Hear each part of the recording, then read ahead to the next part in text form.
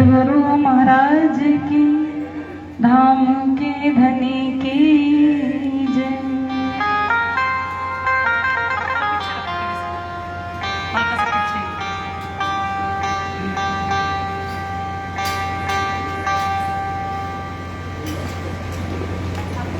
बोली प्राणनाथ प्यारे की जय। डूबतों को बचा लेने वाले ओ मेरी नैया है तेरे हवाले। डूबतों को बचा लेने वाले, डूबतों को बचा लेने वाले, मेरी नैया है तेरे हवाले। डूबतों को बचा लेने वाले, मेरी नैया है तेरे हवाले। डूबतों को बचा लेने वाले, मेरी नैया है तेरे हवाले। डूबतों को बचा लेने वाले, मेरी नैया है तेरे हवाले। डूबतों को बचा लेने वाले, मेरी नैया है तेरे हवाले। डूबतों को बचा लेने वाले।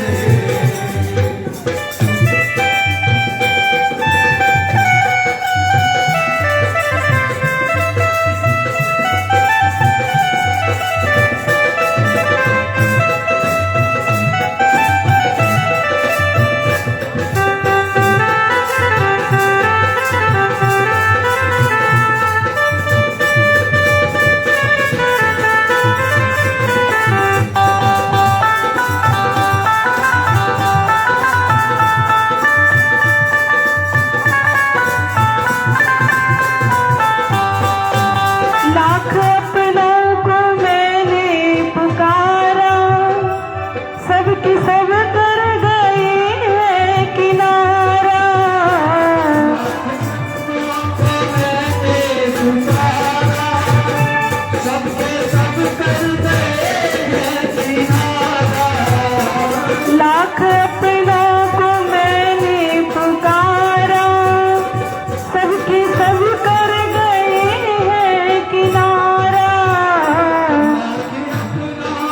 मैंने पुकारा, सबके सब कर गए हैं किनारा। और कोई न देता दिखाई, सिर्फ तेरा ही है एक सहारा। कोई न देता दिखाई, सिर्फ तेरा है एक सहारा। कोई तुम बिन भंवर से निकाले, कोई तुम बिन भंवर से निकाले। ओ मेरी नैया है तेरे हवाले। डूबतों को बचा लेने वाले, मेरी नैया है तेरे हवाले। डूबतों को बचाने वाले, मेरी नैया है तेरे हवाले।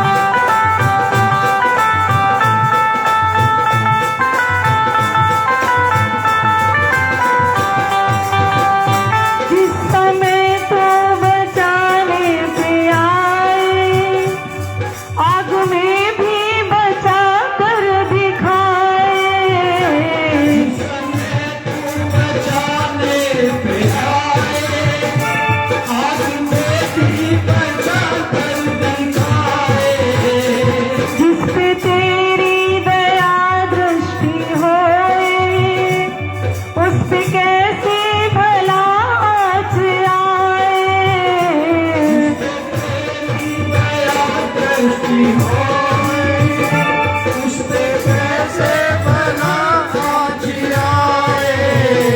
जिस पे तेरी दया दृष्टि होए, उस पे कैसे भला आज आए।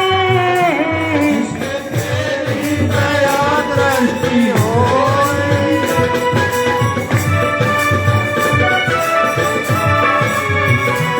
आंधियों में भी तू ही संभाले, आंधियों में भी तू ही संभाले।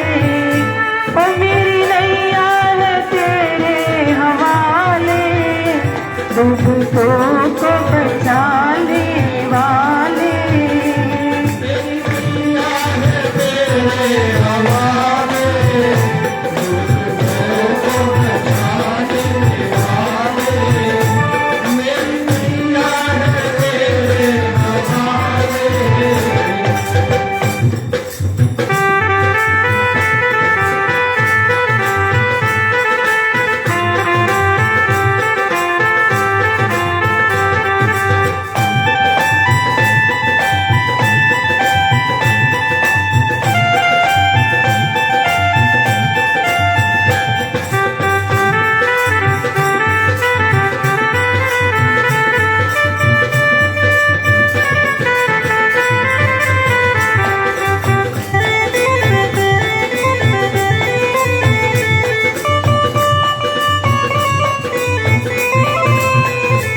बिन तेरी चैन मिलता नहीं है, फूल आशा का खिलता नहीं है।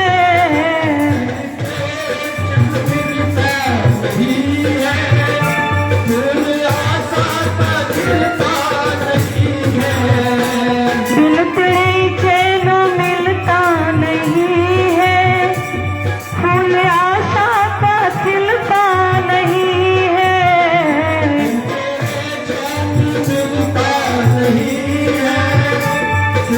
आशा का खिलता नहीं है। तेरी मर्जी बिना इस जहां में एक पत्ता भी हिलता नहीं है। बिना इस जहां में एक पत्ता भी हिलता नहीं है। तेरी बसों में अंधेरे उजाले, तेरे बसों में अंधेरे उजाले।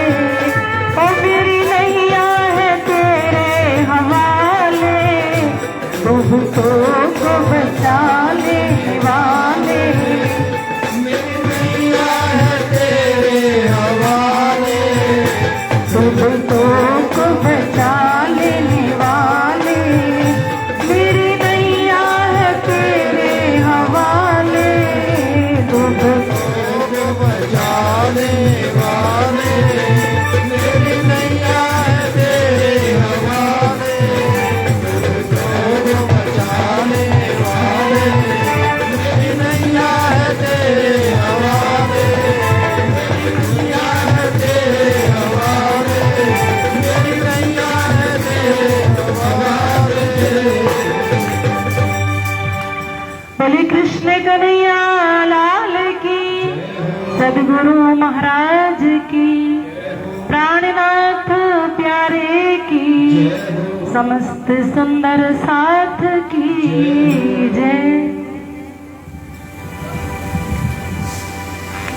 श्री जी साहिब चले ठट्टे से, नलिया आए पहुंचे धारे ने ये बात सुनी, हति आए पहुंचा धाई के। बोलो प्राणनाथ प्यारे की। कल के प्रसंग में कहाँ तक कल हमने छोड़ा था प्रसंग?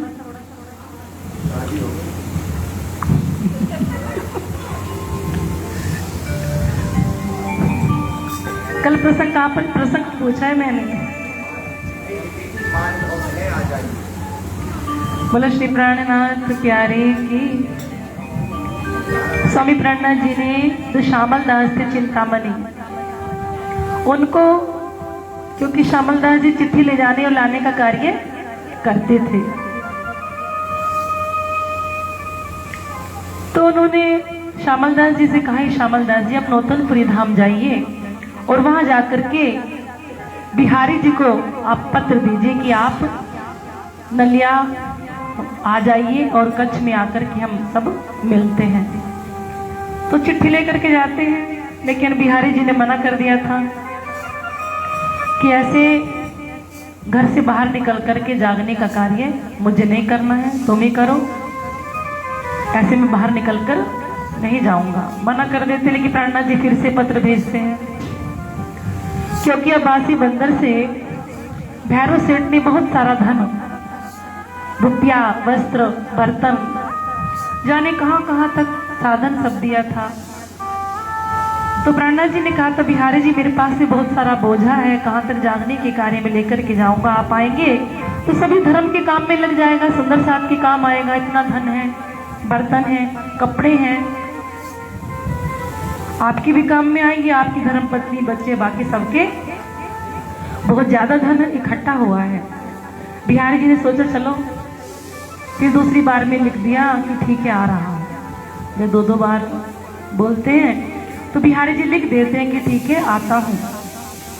उधर से स्वामी प्राणनाथ जी ठट्टा नगर से अब्बासी बंदर से फिर ठट्टा नगर आए होते हुए, क्योंकि ठट्टा नगर से अब्बासी बंदर पहुंचे थे मस्कत बंदर होते हुए, और लौटते इधर से फिर ठट्टा नगर होते हुए स्वामी प्राणनाथ जी नलिया बंदरगाह में आ पहुंचे। जैसे नलिया आए तो धारा भाई ने जैसे सुना स्वामी प्राणनाथ जी आ गए, तो धारा ने आकर के श्री जी के चरण पकड़ लिए। धारा भाई ने आकर के क्या पकड़ लिया? श्री जी का चरण पकड़ लिया। क्यों? क्योंकि धारा भाई खंबालिया में रहते थे, तो सूर जी वो भी मस्कत से आकर के खंबालिया में रहने लगे। इधर धारा भाई जो थे वो चर्चा किया करते थे, प्रचार करते थे।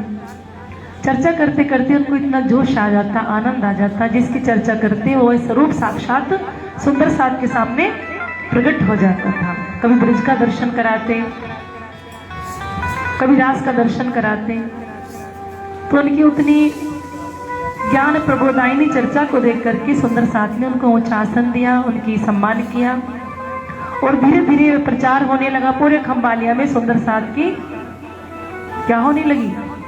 जागनी शुरू हो गई। कुछ उनसे जुड़ भी गए। इधर जब इकट्ठे हो जाते हैं सब साथ में, तो बिहारी जी को पता चला, तो उन्होंने कहा, सूर जी को बुलवाया कि सूर जी ये सदगुरु महाराज का चलाया हुआ धर्म है, क्या इसको गोलों का शूद्रों का धर्म बनाना चाहते हो? और किसने आपको आज्ञा दी कि धाराभाई तारतम देकर के सुंदर साथ की जागनी कर दे? उनको जागनी करने का कार्य किसने सौंपा? अगर धाराभाई को आज के बाद किसी ने सिंहासन पर बिठाया, उनसे चर्चा सुनी या उसको अपना स्थान पर अपने गांव में रखा, तो हम उसको भी सुंदर साथ को निष्कासित कर देंगे, उनको भी ब्रह्मणी सुंदर साथ में नहीं गिना जाएगा। बेचारे सूरजी भाई ने उनको सबसे पहले उनका सम्मान किया था, बिठाया था, लेकिन अब क्या करें, धामधनी की आज्ञा हो गई, उनको सदगुरु का स्वरूप मानती है साक्षात।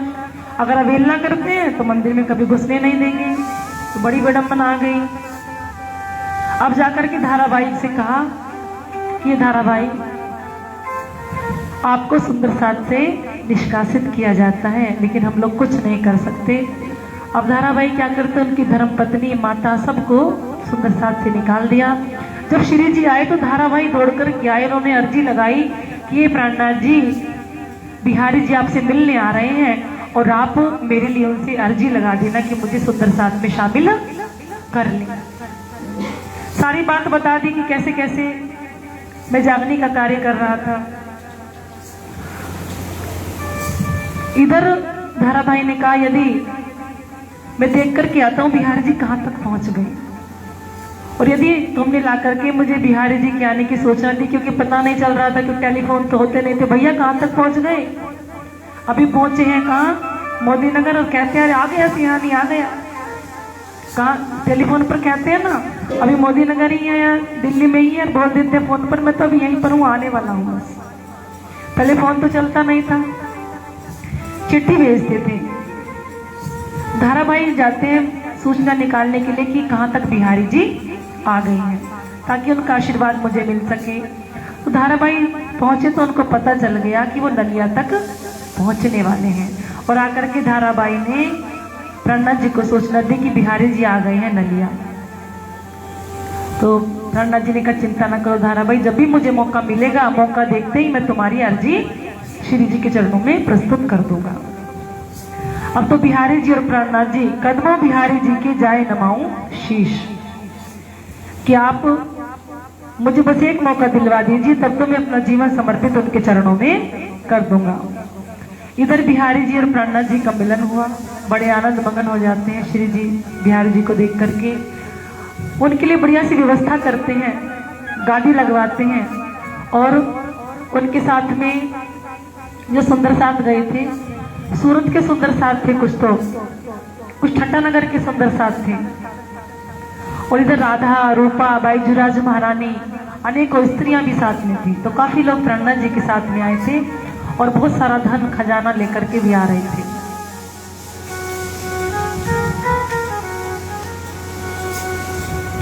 स्वामी प्रणनाथ जी महाराज इधर बाईजुराज महारानी, रूपा, राधा और स्त्री सभी सुंदर साथ थे। कहते देखो मेरी सेवा हो या ना हो, लेकिन बिहारी जी को सेवा को तुम तन मन धन से करना। बिहारी जी की सेवा में कोई कमी नहीं आना चाहिए, उनकी सेवा को तन मन धन लगा करके करना है। जब ऐसा कहा तो रूपा, राधा ये सब श्री जी की सेवा करने लगी, और प्रणनाथ जी ने क्या किया, जो धन लेकर के आए थे वो सारा धन ला करके बिहारी जी के चरणों में समर्पित कर दिया। और बाईजुराज महारानी ने जो कीमती साड़ी पहनी थी, उनके जो इसलिए आभूषण पहन के रखे थे, वो साड़ी भी, वो सब आभूषण भी उतरवा करके बिहारी जी के चरणों में रखवा दिया। केवल एक सूती धोती पहन करके बाईजुराज महारानी अलग खड़ी हो जाती है। श्री जी के पास भी जो भी स्वर्ण आभूषण थे सब उनको समर्पित कर दिया गया। देने के बाद में श्री जी ने सोचा, प्राणनाथ जी ने, कि अब तो बिहारी जी प्रसन्न हो गए, चलो धाराबाई के बारे में बातें कर लेते हैं कि धारा को आप सुंदर साथ में शामिल कर लीजिए। तो प्रणनाथ जी बोले, हे बिहारी जी, हे सदगुरु महाराज, धाराबाई अपना ही सेवक है, अपना ही भाई है। आप 1 साल से धर्म से आपने निष्कासित किया है, उनकी पत्नी, उनकी माता सब दर दर की ठोकरें खा रहे हैं, इसलिए मैं आपसे अर्जी करता हूँ, प्रार्थना करता हूँ कि धाराबाई को सुंदर साथ में आप शामिल कर लीजिए। जैसे बिहारी जी ने सुना धाराबाई का नाम, मैं तो कबू न मानहूं वास्ते उनके, जो लाख बेर मोसो कहो तो मेरा जवाब एक। कहां से बीच में तुम धाराबाई का नाम ले आए? अगर मैंने उनको सुंदर साथ से निकाल दिया है तो निकाल दिया है। अब एक बार नहीं, अगर लाख बार भी तुम मुझे कहोगे ना कि धाराबाई को सुंदर साथ में शामिल कर लो, तो मैं उसको शामिल नहीं करूंगा। तो बिहारी जी ने मना कर दिया, बिल्कुल साफ। इधर जब धाराबाई के लिए मना कर दिया तो रूपा, राधा और सब स्त्रियां सुंदर साथ बिहारी जी की सेवा करती थी। उनके मन में भी थोड़ा संकोच हुआ कि यदि धाम के धनी है, यदि ये सदगुरु है, तो इतना कर्कश व्यवहार इनका क्यों है, इतना कठोर व्यवहार क्यों है कि धाराबाई को सुंदर साथ में शामिल करने से भी मना कर दे रहे हैं। और प्राणनाथ जी तो बार बार कहते हैं कि और कछु न सेवा समान, जो दिल संकुल करे पहचान, कि सेवा के समान कुछ है ही नहीं। लेकिन रूपा, राधा का मन सेवा में नहीं लगता था। उनका मन तो प्राणनाथ जी से जुड़ा हुआ था, श्री जी से जुड़ा हुआ था, उनका मन बिहारी जी की सेवा में नहीं लगता था। तो प्राणनाथ जी बार बार कहते थे, देखो अगर बिहारी जी को तुमने प्रसन्न कर लिया तो समझ लेना मैं ही प्रसन्न हो गया। बिहारी जी की सेवा ही मेरी सेवा है, उनको प्रसन्न करना ही मुझे प्रसन्न करना है। और यदि उनकी सेवा नहीं करोगे तो समझ लेना मैं तुमसे रुष्ट हो गया। तुम प्रेम सेवाए पाम सी पार, ये वचन धनी के कहे निर्धार। तुम प्रेम और सेवा से ही पार पा सकते हो। अगर गुरुजन कोई बात बताएं, और प्राणनाथ जी तो साक्षात धाम के धनी हैं, और बार बार सुंदर साथ से कह रहे हैं कि देखो बिहारी जी की सेवा कीजिए, तो गुरु के वचनों में कभी ननुनच नहीं लगाना चाहिए, अपनी बुद्धि नहीं जोड़नी चाहिए। हमेशा ध्यान रखें, गुरुजन यदि कोई बात बताते हैं सुंदर साथ को, और बताने के बाद में वो कहते कि नहीं ऐसा नहीं, हम तो ऐसा करेंगे। समझ लीजिए उसका राज्य के प्रति, सदगुरु के प्रति प्रेम और विश्वास नहीं है। वो तो अंदर से खोखला है और ज्ञान का केवल भूसी लेकर के वो अपने जीवन में ढो रहा है, बाकी ज्ञान का कोई उसके अंदर तत्व नहीं है। सदगुरु अगर कुछ बोले कि ऐसे इस रास्ते पर चलना चाहिए तो उस शब्द को विचारनी है ही नहीं, उसको विचारने की जरूरत नहीं होती, क्योंकि गुरुजन जो बोलते हैं वो शास्त्र की सहमति से बोलते हैं, शास्त्र की अनुमति से बोला जाता है। और उनके शब्दों में यदि ननुनच लगा देते हैं, अपनी बुद्धि लगाते हैं, तो बाद में जाकर के पछताना पड़ता है। तो यहाँ प्राणनाथ जी बार बार कह रहे हैं, रूपा राधा और सुंदर शास्त्री की बिहारी जी की सेवा में मन लगाओ। इधर स्वामी बिहारी जी और प्राणनाथ जी दोनों एक साथ बैठे हैं। तो प्राणनाथ जी ने कहा कि हे बिहारी जी महाराज, मेरी इच्छा है कि हम दोनों साथ मिलकर के जागनी करें, क्योंकि देवचंद्र जी महान का इतना बड़ा धर्म है, देवचंद्र जी महाराज का इतना बड़ा जो धर्म चलाया है उन्होंने, श्री निजानंद संप्रदाय, इस ज्ञान को मैं अकेले तो प्रचार नहीं कर सकता, आप भी निकले, मैं भी निकलो, सुंदर साथ भी करें, तो सब मिलकर के इसका प्रचार करेंगे। और अकेले मेरे करने से नहीं होगा, सुंदर साथ के सबसे करने से होगा, इसलिए आप और हम दोनों मिलकर के जागने करें। तो यहाँ बिहारी जी क्या कहते हैं कि तुम्हारी तरह मुझे इतना टाइम नहीं है और तुम्हारी तरह विरक्त होकर के मैं जागनी नहीं कर सकता, क्योंकि मेरे साथ मेरी पत्नी है, मेरे बच्चे हैं, मेरा सब जिम्मेदारी है। अपनी गृहस्थी की जिम्मेदारी जताना शुरू कर दिया और मना कर देते साक्षात। तब प्राणनाथ जी कहते, तब श्री जी कैया मोको देवचंद्र जी दैनिध, और प्राणनाथ जी से भी कहते, श्री जी तुम भी एक काम करो, मैं कच्छ के राजा से बात कर लेता हूँ, तुम भी कोई नौकरी ले लो, नौकरी करना शुरू कर दो। प्राणनाथ जी से कहते हैं कि मुझे फुर्सत नहीं है, मैं विरक्त की तरह नहीं घूम सकता, और तुम भी सब धंधा छोड़ो, क्या जागने का कार्य लेकर के ढोते हो, मैं कच्छ के राजा से बात कर लेता हूँ और तुम भी उनके यहाँ कोई नौकरी वोकरी ढूंढ लो। बोलो प्राणनाथ प्यारे की। जब प्राणनाथ जी से कहा कि तुम भी कोई नौकरी ढूंढ लो, तो श्री जी ने कहा, देवचंद्र जी दई मोको निध, तिन से मेरे दिल में आई वतन की जागृत बुध, तिन से ऐसे राजाओं को जब देवी प्रबोध हम, तो सेवा तुम्हारी करे चले तुम्हारे हुक्म। हे श्री जी ने कहा बिहारी जी से कि बिहारी जी महाराज, आप कहते मैं नौकरी ढूंढ लूं, सदगुरु महाराज ने तो हमें ऐसी निध, ऐसा अखंड खजाना ला करके दिया है कि वह अखंड निज जो तारतम दिया है, उस तारतम के द्वारा हम ऐसे अनेकों राजाओं को जगाकर आपके चरणों में लाकर झुका देंगे। इस तारतम के द्वारा अनेक राजा जागृत हो जाएंगे और आपके शिष्य बनकर के आपकी सेवा करेंगे, और हमें नौकरी करने की आवश्यकता नहीं है। जब वे जागृत हो जाएंगे, शिष्य बन जाएंगे, तो स्वयं ही आपको धन जो चाहिए सेवा में लाकर के प्रस्तुत करेंगे, आपको फिर उसकी आवश्यकता नहीं है। यह जो इष्ट फिर के चले किया मूल बिना विस्तार, अपनी अखंड वस्तु श्रीधाम की खड़े सिर पर धनी निर्धार। देखिए छोटे छोटे जितने संप्रदाय हैं दुनिया के अंदर, वो सब अपना कितना प्रचार कर रहे हैं। आज भी देख लीजिए, अपनी कृष्ण प्रणामी को छोड़ करके आप चाहे राधा स्वामी में जाइए, चाहे ब्रह्मा कुमारी में जाइए, चाहे धन्ना सदगुरु में जाइए, कहीं भी जाइए, तो क्या देखते, सब अपने जोरों से प्रचार प्रसार में लगे हुए हैं। तो प्राणनाथ जी कहती है, अपनी अखंड वस्तु धाम की, हमारा तो जो ज्ञान है वो अखंड का ज्ञान है, परम तत्व परमात्मा ने हमें लाकर के दिया है, तो हमारा ज्ञान तो किसी के ज्ञान के आगे कटता नहीं है। खड़े सिर पर धनी निर्धार, और हमारे सिर पर तो साक्षात धाम के धनी खड़े हुए हैं। इसलिए हमें तो इसका क्या करना है, अपने ज्ञान को जो शून्य निराकार और क्षर के भी परे अक्षर और अक्षर से भी परे जो परम धाम है, वहां तक का जो पहचान कराने वाला ज्ञान है, उस ज्ञान को सब में क्या करना है, प्रसारित करना है। इसलिए है बिहारी जी महाराज, आप भी आगे बढ़िए और मुझे भी बढ़ने दीजिए। इस प्रकार बिहारी जी ने तो अपना मना कर दिया। फिर 2-4 दिन साथ में रही, चर्चा होती रही। प्राणनाथ जी ने फिर धारावाहिक की बात उठा दी। मौका सा देख के थोड़ी सेवा हो गई, थोड़े खुश से दिखाई दे रही है बिहारी जी, चलो अब कुछ बात रख देते हैं, अब तो खुश हैं। तो थोड़े से खुश हुए बिहारी जी। फिर कहा बिहारी जी महाराज धाराबाई को रख लीजिए ना चरणों में।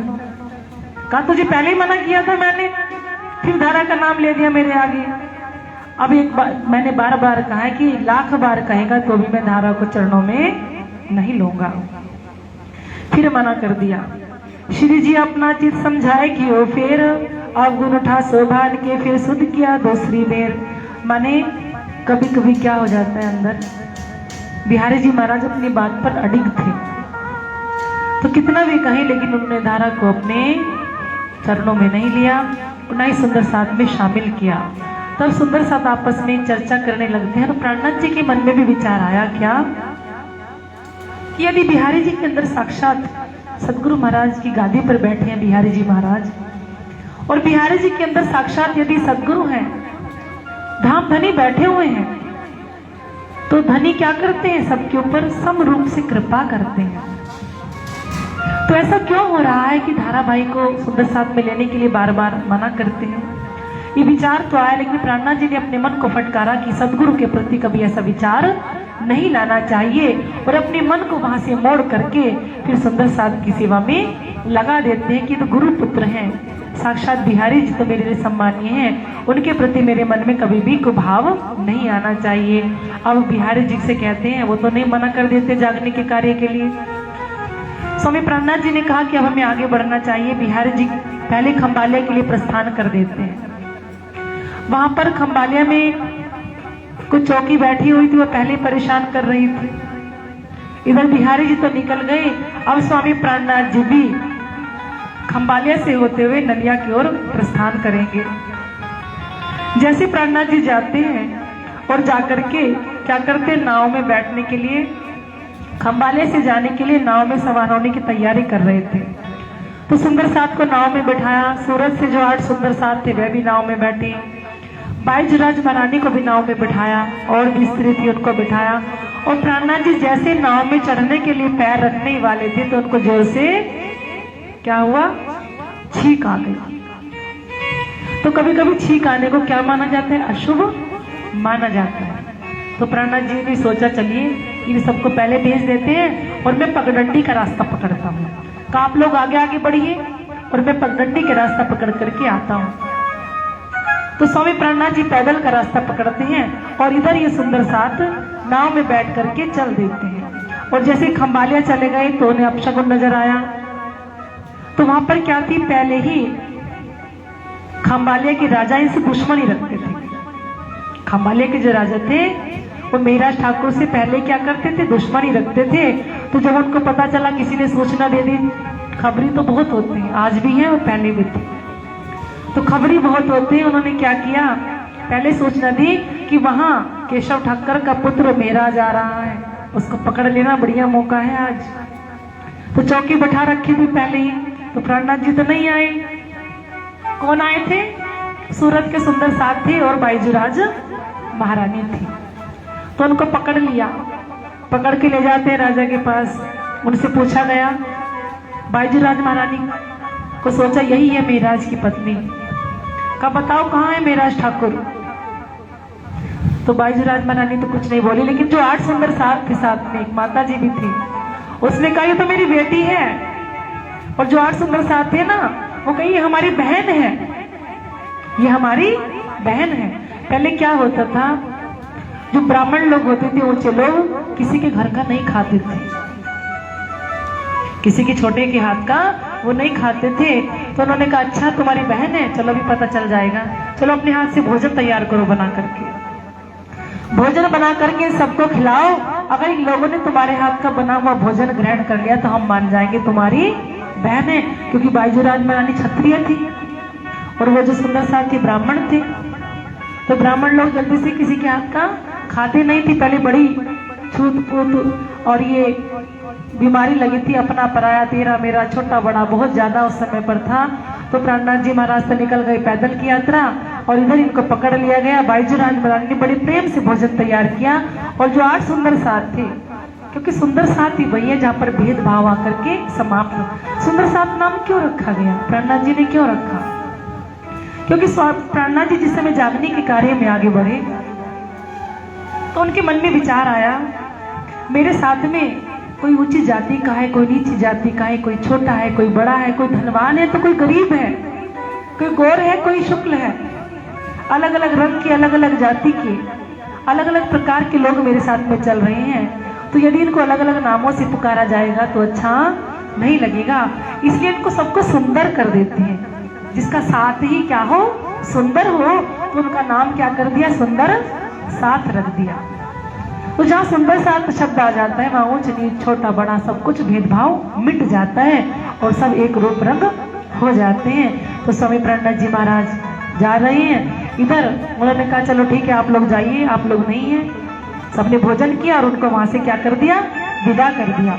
इधर स्वामी प्राणनाथ जी भी धोरा जी से होते हुए वे भी पहुंच जाते हैं। और इधर ये सुंदर साथ श्री जी साहेब जी खुशकी चले, रण आन उतरे, चीरक बेख लेके धोरा जी मार्ग पर चले। प्राणनाथ जी ने यहाँ पर बैरागी वेश धारण किया। क्या किया, बैरागी वेश धारण करके धोरा जी पहुंच गए। और इधर से बाईजूराज महारानी सभी सुंदर से साथ के साथ में वहां पर पहुंची। इधर बैलगाड़ी पर ये लोग दौड़ पड़े कि प्राणनाथ जी आ रहे हैं, बाईजूराज महारानी आ रही हैं। और जब इनको पता चला सुंदर साथ को, जो भी रास्ते में मिल जाता धोरा जी में, सभी इनका स्वागत करते थे। तो श्री जी का स्वागत, क्योंकि धोरा जी कौन थे, मायका है किसका, बाईजूराज महारानी का। तो सभी सुंदर साथ दौड़ पड़ते थे, जैसे ही पता चलता था श्री जी आ रहे हैं, सुंदर साथ आ रहे हैं। तो सुहाली होते हुए प्राणनाथ जी कहाँ पर पहुंच जाते हैं, सूरत में पहुंचते हैं। अभी 8 सुंदर साथ जो थे सूरत के भी थे, बाईजूराज महारानी थी और भी थे। हम आए हैं इतने काम ब्रह्म सृष्टि लेने घर धाम। आज तो ब्रह्मात्माओं की जागनी करने के लिए एक नया केंद्र यहाँ पर स्थापित होगा। और सभी सुंदर साथ को लेकर के प्राणनाथ जी कहाँ पहुंच गए, सूरत पहुंच गए। और सूरत में कौन थे, मोहनदास, शिवजी भाई आदि जो सुंदर साथ थे, उनके घर पर बड़े स्वागत उन्होंने किया। भगवान दास, मोहनदास, शिवजी भाई, उनके घर पर जाकर के कौन रुकते हैं, प्राणनाथ जी रुकते हैं। और यहाँ 17 महीना रहे सूरत में। और जहाँ पर प्राणनाथ जी पहुंच जाते हैं वहां पर हर बिरादरी के लोग, हर तरह का ज्ञानी हो चाहे मूर्ख हो, हर तरह का लोग आकर के उनके चरणों में बैठ जाता है। क्योंकि उनकी चर्चा जो होती है बड़ी मीठी होती है। उनकी चर्चा को श्रवण करके सुंदर साथ दौड़े चले आते हैं। जैसे गुड़ के ऊपर मक्खी चिपकती है ना, वैसे ही प्राणनाथ जी की वाणी चर्चा को श्रवण करके सुंदर साथ दौड़े चले आते हैं। तो प्राणनाथ जी ने अब यहाँ सभी सुंदर साथ की जागने का कार्यभार अपने सिर पर उठाया। इधर बिहारी जी महाराज पत्र लिख करके भेजते हैं प्राणनाथ जी के पास। पत्र क्या लिख करके भेजा कि हम तो सकुशल पहुंच गए, कहाँ, जामनगर। इधर श्री जी भी पहुंच गए थे। इधर राम जी और शिवजी नाम के सुंदर साथ थे। प्राणनाथ जी ने कहा कि जाओ पहले नौतनपुरी धाम जाओ और वहां जाकर के उनके चरणों में प्रणाम करो, सजदा करो। तो सबसे पहले शिवजी भाई गए। शिवजी भाई ने जाकर के बिहारी जी के चरणों में नौतनपुरी धाम प्रणाम किया, उनको पत्र दिया, 5 सोने की मोहर उनके चरणों में रख दी और भंडारा भी किया। बोलो श्री प्राणनाथ प्यारे की, भंडारा भी देते हैं। तो बिहारी जी बड़े प्रसन्न हो जाते हैं। तो पत्र लेकर के वो उनको भेज देते हैं। इधर राम जी भाई भी गए। शिवजी भाई के बाद कौन गए, राम जी भाई गए। तो राम जी भाई ने जाकर के प्रणाम किया चरणों में, लेकिन उनके पास कुछ देने के लिए नहीं था। तो देने के लिए नहीं था तो मंदिर में आने नहीं दिया गया। और 3 दिन तक वो द्वार पर पड़े रहे। 3 दिन तक भूखे प्यासे जब द्वार पर पड़े रहते हैं तो वापस चले आते हैं प्राणनाथ जी के पास और आकर के प्राणनाथ जी से अपनी आपा बीती बताते, श्री जी ऐसी ऐसी बात है, 3 दिन से मैं द्वार पर पड़ा रहा हूँ, लेकिन मुझे बिहारी जी ने मंदिर में अंदर प्रवेश नहीं करने दिया। तो इधर जैसे आप लोग फिल्म देखते हैं तो उसमें एक हीरो होता है और क्या होता है, विलन होता है। तो यह भी क्या है, यहाँ पर लीला चल रही है कलयुग में। तो स्वामी प्राणनाथ जी इसके क्या है, हीरो है। क्या है प्राणनाथ जी महाराज, सीधे शब्दों में यही समझ सकते हैं, प्राणनाथ जी तो हीरो हैं। और विलन कौन है इसमें, बिहारी जी। अगर फिल्म में विलन ना हो तो मजा नहीं आएगा। इसी तरह से अब प्रहलाद जी महाराज जो ज्ञान का प्रचार कर रहे हैं, जो अपना धर्म का ज्ञान बांट रहे हैं, उसकी कीमत को और बढ़ाने के लिए हम लोग बिहारी जी को कभी कभी अपशब्द बोल देते, लेकिन ऐसा नहीं है। बिहारी जी महाराज ने तो और प्रहलाद जी की जाननी को 4 चांद लगा दिया है, क्योंकि जिस बात को मना करते थे प्रहलाद जी उसको और ज्यादा उसको उत्तरोत्तर बढ़ाते जाते थे और सुंदर साथ में और ज्यादा प्रेम बढ़ जाता था। इधर जब मना किया बिहारी जी, तो बिहारी जी चिट्ठी लिख करके भेजी कि जिस सुंदर साथ को मैं मंदिर से बाहर निकाल देता हूँ उसको ही अपने पास रख लेता है। महाराज पहले धाराबाई को निकाला, उसको भी इसने अपने पास में रख लिया। बिहारी जी कहते हैं मैंने राम जी को निकाला, उसको भी इसने अपने पास रख लिया। तो जिसको मैं पास में निकालता हूँ निकाल देता हूँ उसको ही अपने पास रख लेता है। तो इसलिए ऐसा लगता है मानो अब तेरा और मेरा रास्ता अलग अलग रहेगा। तो ऐसा लिख करके भेज देते हैं पत्र में। तो प्रहलाद जी यहाँ पर कहते हैं श्री जी साहेब जी कहिया जो कोई लूला पंगला साथ इंद्रावती न छोड़े तिनको पहुंचावे पकड़ के हाथ। कोई लूला पंगला गरीब कोई भी आ जाएगा तो इंद्रावती उसका हाथ पकड़ करके उसको परम धाम लेकर जाएगी, तो किसी का हाथ नहीं छोड़ेगी।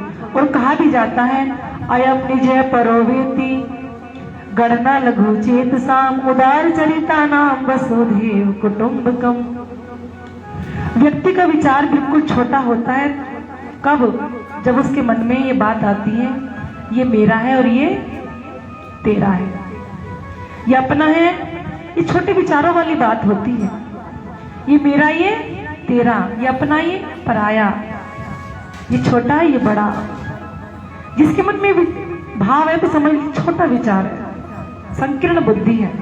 लेकिन व्यक्ति का विचार जब उदार हो जाता है तो उदार चरिता नाम वसुधैव कुटुंबकम, तो पूरा दुनिया पूरा संसार उसको परिवार के जैसा लगता है, जैसे मानो पूरा ये संसार ही पूरा मेरा परिवार है। जब उदार विचार व्यक्ति का होता है तो किसी भी भेदभाव अंतर दिखाई नहीं देता, तो मानो वह महान बन जाता है व्यक्ति। और जो व्यक्ति उदार विचार वाला होता है वो सबको साथ लेकर के अपने आगे बढ़ता है। जैसे स्वामी प्रहलाद जी किसी को अपने से बाहर नहीं किया, किसी को उन्होंने निकाला नहीं। बिहारी जी बाहर करते हैं तो अपने साथ वो रख लेते हैं, किसी को कष्ट ना हो, किसी को दुख ना हो और सभी को अपने प्रीतम का प्रेम मिले, राज्य की सबके अंदर भाव निष्ठा और विश्वास प्रकट हो, ऐसा सोच करके स्वामी प्रहलाद जी सबको साथ लेकर के चलते हैं। यहाँ पर 4 प्रकार के लोग बताए हैं। निम्न कोटि के जो लोग होते हैं वो कहते हैं ये मेरा है वह और यह तेरा है। जो निम्न कोटि के लोग होते हैं वो क्या कहते हैं ये मेरा है ये तेरा है। उससे कुछ समझदार जो लोग होते हैं वो कहते हैं ये मेरा, वो तो कहते हैं ये मेरा मेरा है इतना और वो तेरा तेरा है इतना। निम्न कोटि के थोड़े से और उच्च विचार वाले होते हैं वो कहते हैं ये मेरा है और ये तेरा है, बता देते हैं। तीसरे जो होते हैं वो कहते हैं तेरा तो तेरा है ही लेकिन मेरा भी तेरा है। और चौथे जो होते हैं वो सुलझे हुए व्यक्ति होते हैं, वो कहते हैं न तेरा न मेरा, सब किसका, उस प्रभु का। न मेरा है न तेरा है, सब कुछ तो उसी का है, क्योंकि ये मेरा तेरा सब ही रखा रह जाएगा। जब प्राण निकल जाएगा कोई व्यक्ति को साथ लेकर के नहीं जाएगा तो तेरा मेरा सब यहीं पर छूट जाता है। तो तुम भी साथ लेकर नहीं जाओगे और ना साथ लेकर के आए हैं तो वसुधा काओ की ना भई। जब ये धरती जिसको मेरी मेरी कहते हैं, संसार ये धरती मेरी नहीं रही। इस धरती को संसार को भी छोड़ करके जाना पड़ता है, शरीर को भी छोड़ करके जाना पड़ता है। तो फिर यहाँ पर किसको मेरा मेरा कहें, तो कोई मेरा नहीं है। तो प्रहलाद जी पूरे विश्व को अपना परिवार मान लेते हैं। कोई लूला पगला साथ इंद्रावती न छोड़े पहुंचाए पकड़ हाथ। उसके हाथ पकड़ करके प्रहलाद जी कहाँ लेकर के बढ़ते हैं आगे, परम धाम की ओर लेकर के जाते। बोलो श्री प्राणनाथ प्यारे की, धाम के धनी की जय। आनंद वतनी आज पिया जी मेरे घर आए, आनंद वतनी आज।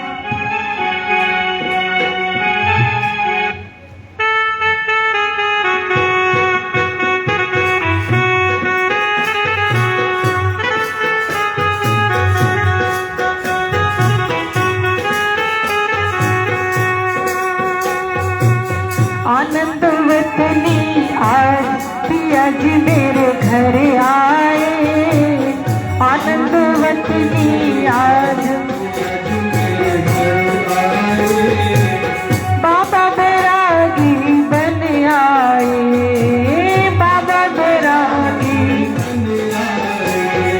लिए सुमरनी हाथ पिया जी मेरे घर आए, लिए सुमरनी हाथ पिया जी मेरे घर आए, आनंद वतनी आज पिया जी मेरे घर आए।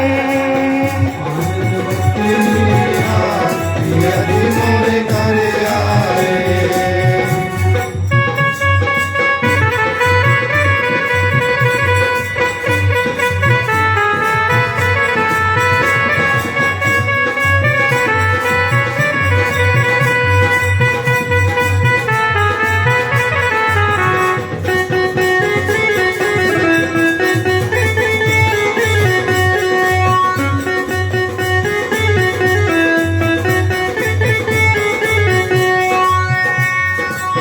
बारह हजार सखी संग लाए,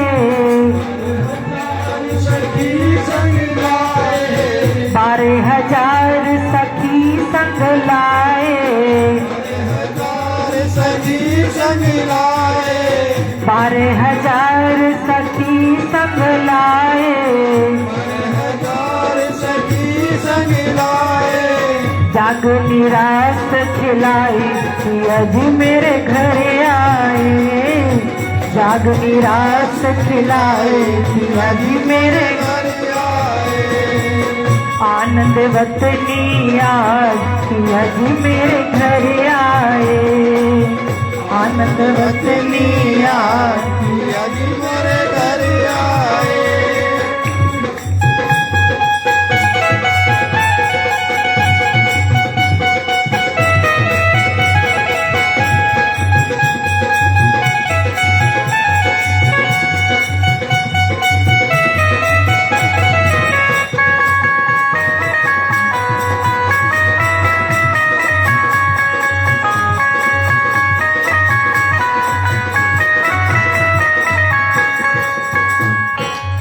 श्री सुंदर श्री इंद्रावती जीवन, श्री इंद्रावती जीवन, श्री सुंदर श्री इंद्रावती जीवन, इंद्रावती जीवन, संग क्षमा जी साथ पिया जी मेरे घर आए, संग क्षमा जी साथ पिया जी मेरे घर आए, आनंद वतनी आज पिया जी मेरे घर आए, पिया जी मेरे घर आए, पिया जी मेरे घर आए, धनी जी मेरे घर आए,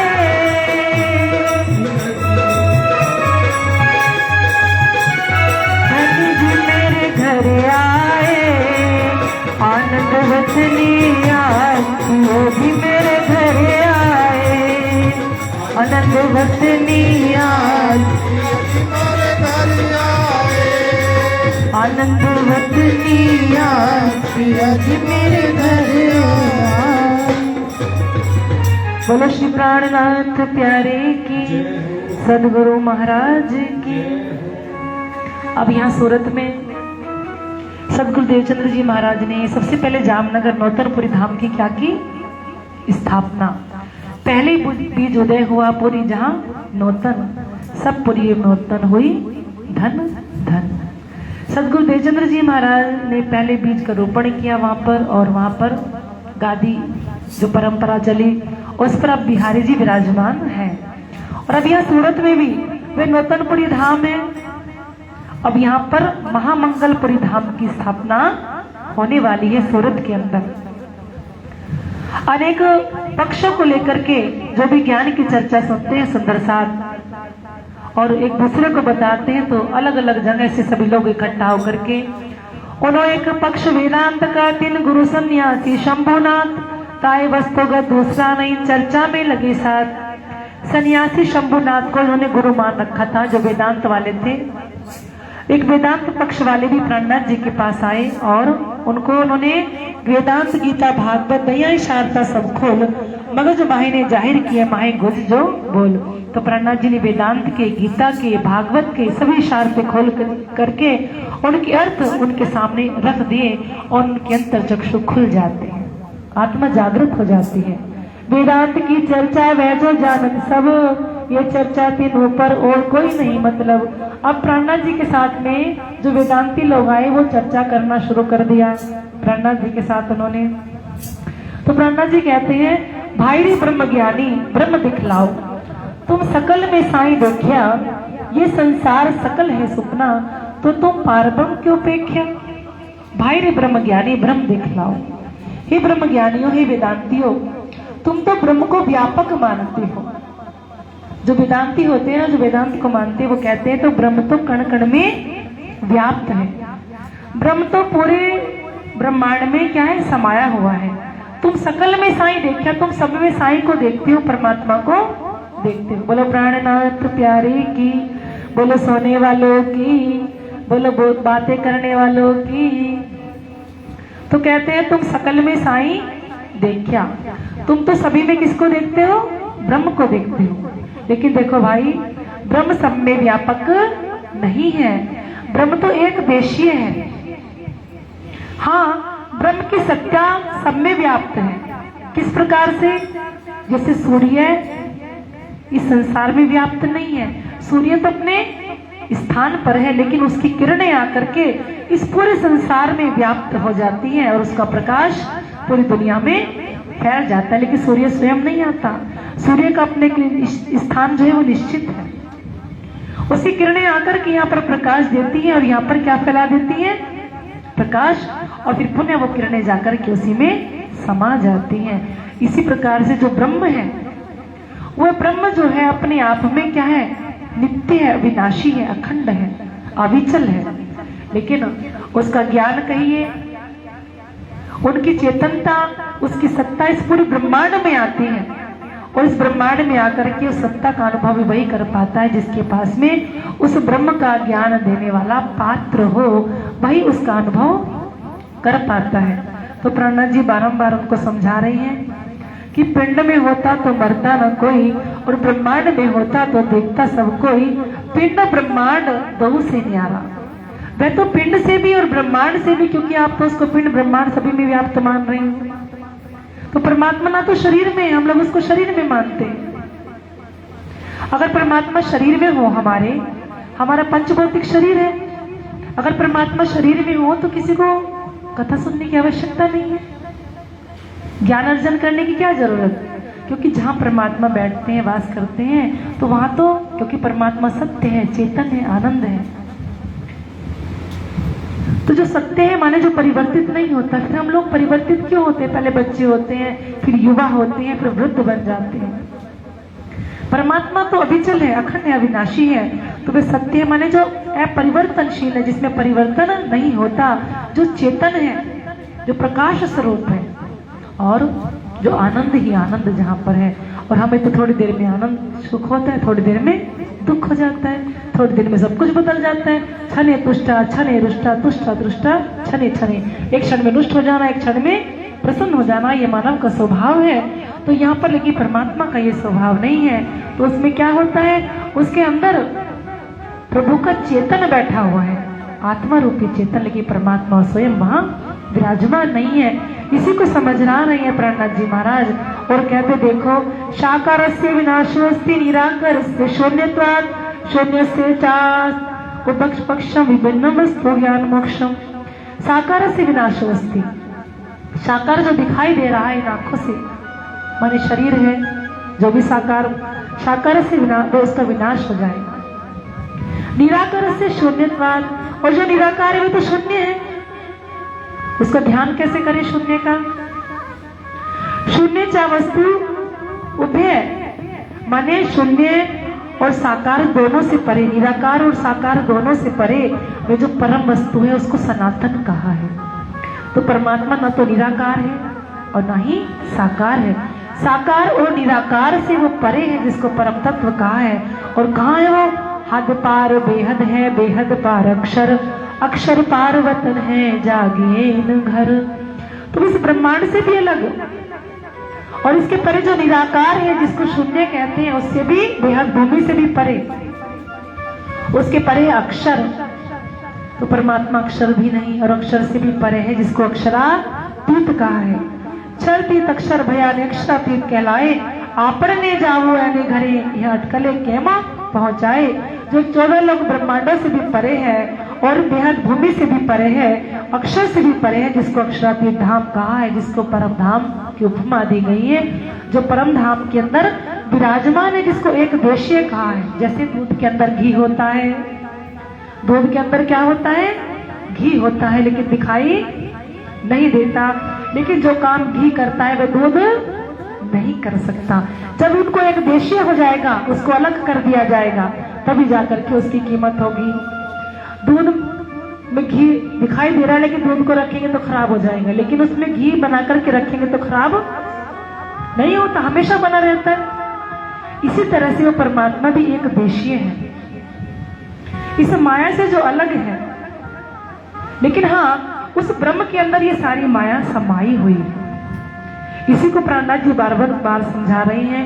खोज बढ़ी संसार रे, तुम खोजो साधो, खोजत खोजत सतगुरु पाइए, सतगुरु संग करतार। तो प्राणनाथ जी महाराज जब भी ज्ञान उनको बारंबार सुनाते हैं कि देखो निराकार से, इच्छर से परे, अक्षर, अक्षर से परे जो साक्षात अक्षरातीत परमात्मा है, जो परमधाम के अंदर विराजमान है। तो भीम भट्ट और श्याम भट्ट जो दोनों थे वेदांती, उन दोनों की नजर क्या हो गई? खुल गई, अंतर चक्षु का खुल जाता है। और उन्होंने तो शंभुनाथ को अपना गुरु बनाया था। किसको बनाया था? वेदांती को अपना गुरु बनाया था।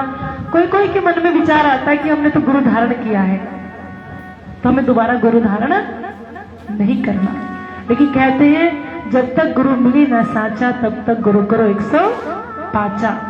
तो यहाँ पर पूरा परिवार, यहाँ एक शिक्षा दी गई है। यहाँ पर जैसे नर्सरी में, प्राइमरी में टीचर अलग होता है, प्राइमरी का टीचर अलग होता है। प्राइमरी के बाद जब सेकेंडरी में जाते हैं तो उसको अलग टीचर वहां मिलता है, तो उसको ग्रहण करना पड़ता है अध्यापक। और उसके बाद में जब आगे जाता है, MA BA आदि करता है, कॉलेज में पढ़ता है तो लेक्चरर मिलते हैं, और PhD वगैरह करनी पड़े तो प्रोफेसर की उपाधि आ जाती है उसकी। तो एक गुरु वहां तक तो नहीं पहुंचता। तो ये ज्ञान की कीमत होती है, जिसको जहां जितना ज्ञान होता है उतना ज्ञान दे करके।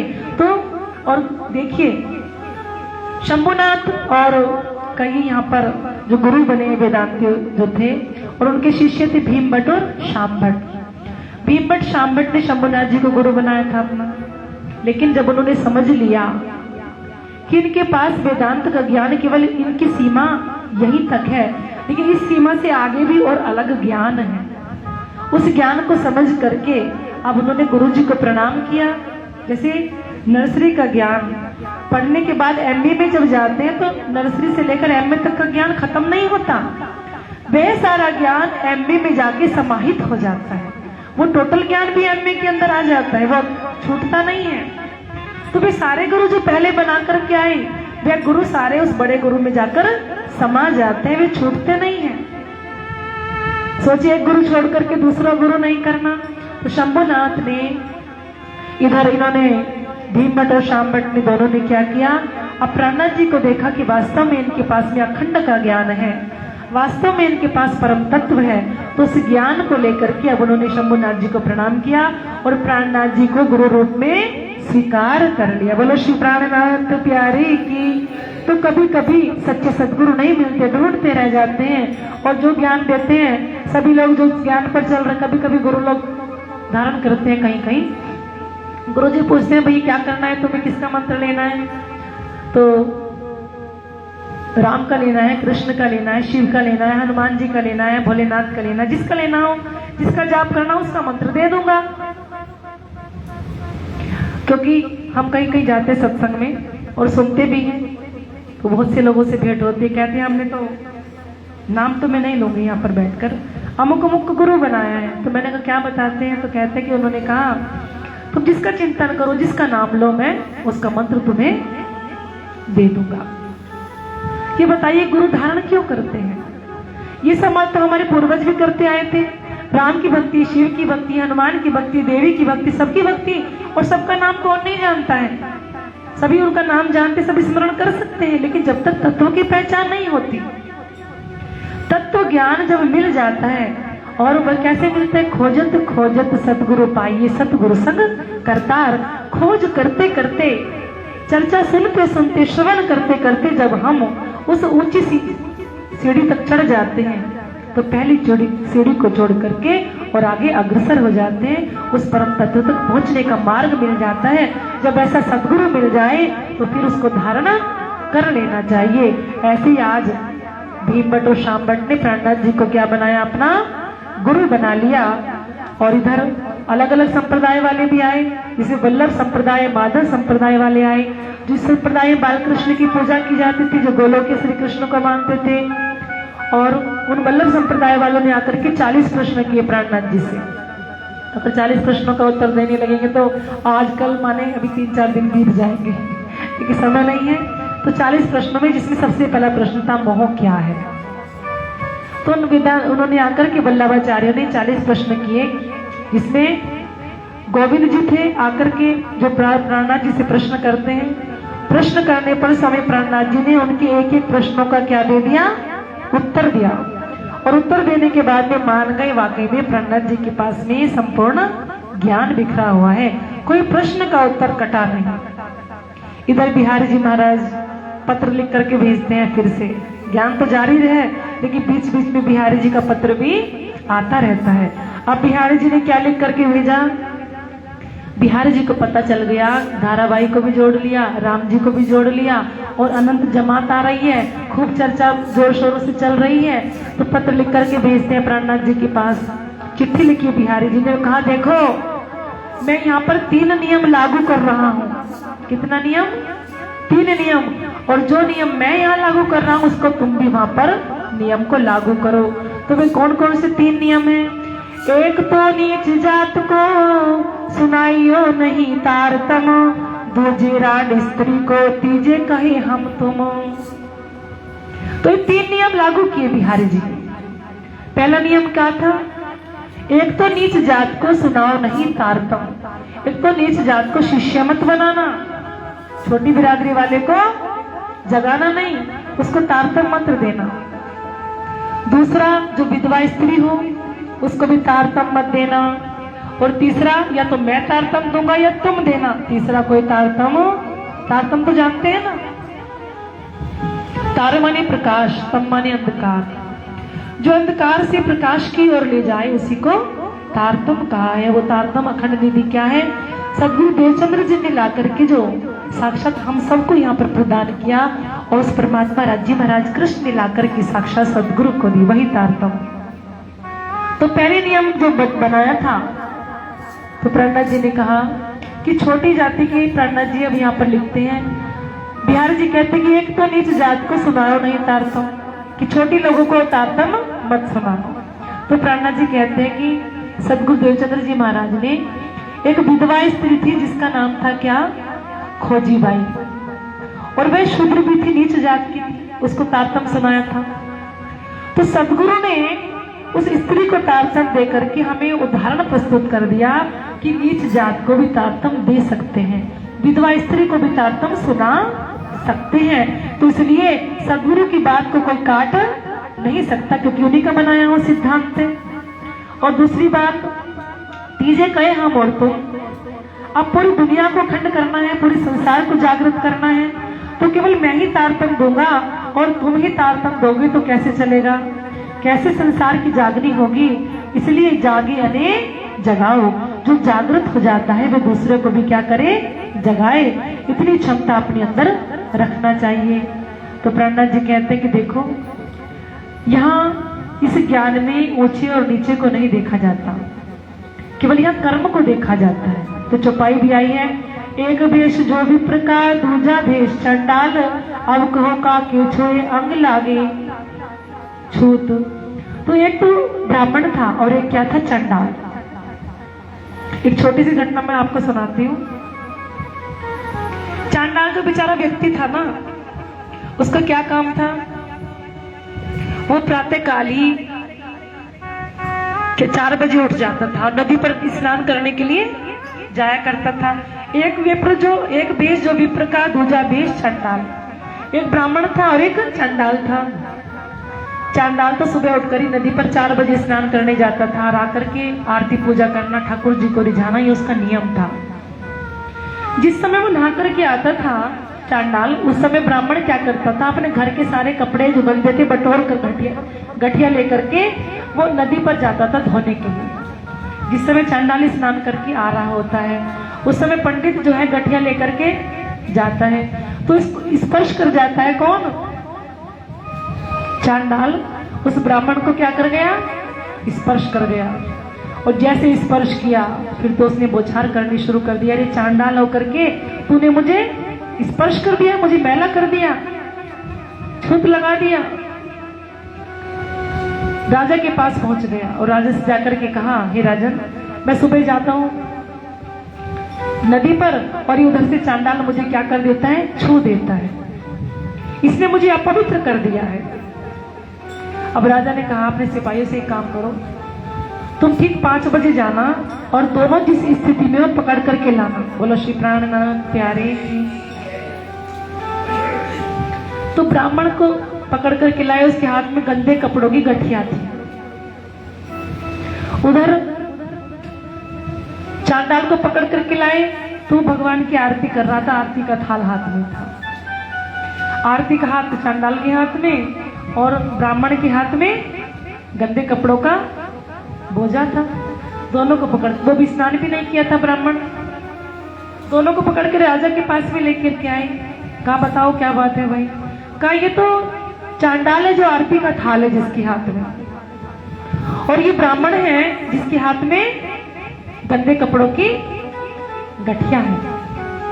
अच्छा, तो भाई ये बताओ, जितने भी यहाँ पर बैठे हैं, इसको छूने से इसको छूत लगेगा या इसको छूने से इसको छूत किसको लगेगा?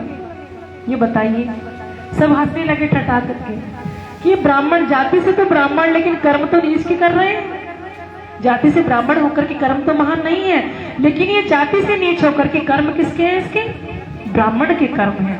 तो ये बताओ, चांडाल को छूने से ब्राह्मण को छूत लगेगा या ब्राह्मण को छूने से चांडाल को छूत लगेगा? चांडाल तो नित्य प्रति स्नान करता है, पूजा सेवा करता है, भोग लगाता है, और ब्राह्मण नहाने का भी नियम नहीं, सेवा का भी नियम नहीं, पूजा का भी नियम नहीं। तो ब्राह्मण के छूने से तो चांडाल अछूत हो जाएगा। और यहाँ केवल जाति से व्यक्ति महान नहीं होता, व्यक्ति किससे महान होता है? कर्म से महान होता है। तो प्रहलाद जी कहते हैं, गुरु कंचन गुरु पारस गुरु चंदन परमान, तुम सदगुरु दीपक भय क्यों जो आप समान। गुरु तो दीपक की भांति है जो प्रकाश दे करके सभी को अपने समान बना लेता है। इसलिए गुरु की दृष्टि में कोई ऊंचा, कोई नीचा, कोई छोटा, कोई बड़ा नहीं होता। जब दीपक जलता है तो वो ये तो नहीं देखता है कि किसको प्रकाश देना है किसको नहीं। जब सूर्य दिखता है तो वो ये नहीं दिखता दुनिया में कहाँ प्रकाश जाना है कहाँ नहीं। इसी तरह से जो गुरु होते हैं वे कभी ऊंचा नीचा छोटे बड़े का भेदभाव नहीं देखते हैं, वो तो अपने समान उसको बना लेते हैं। और इसलिए इस नियम को मैं नहीं मान सकता, मना कर देते हैं। दूसरा, विधवा स्त्री के बारे में सदगुरु देवचंद्र जी के लिए बता ही दिया। तीसरा, मैं और आप तारतम्य देंगे, ये बात भी गवारा नहीं हुई। तो प्राणनाथ जी ने चिट्ठी लिख करके भेज दिया कि हे बिहारी जी महाराज, आपने जो 3 नियम बताए हैं उन 3 नियमों को मैं पालन नहीं कर सकता। बोलो श्री प्राणनाथ प्यारे जय हो। इतनी कृपा सावरे बनाए रखना, मरते दम तक सेवा में लगाए रखना। इतनी कृपा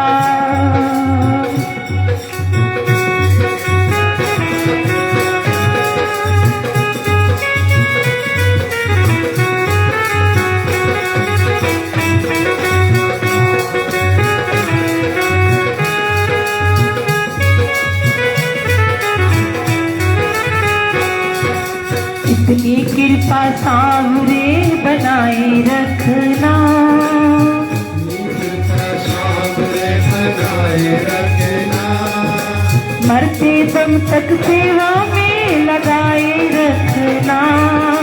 अपनी कृपा सामने बनाए रखना, मरते दम तक सेवा में लगाए रखना, अपनी कृपा सामने बनाए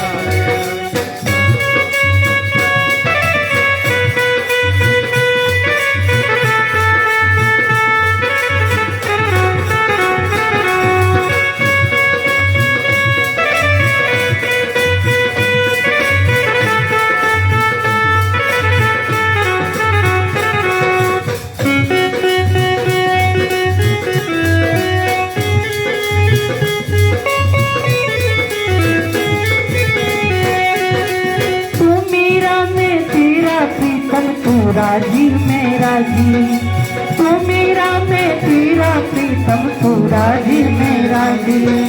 तेरे नाम पे लिख दी मैंने इस जीवन की बाजी, तेरे नाम पे लिख दी मैंने इस जीवन की बाजी। लाज तुम्हारे हाथ है बचाए रखना, लाज तुम्हारे हाथ है बचाए रखना, मरते दम तक सेवा में लगाए रखना।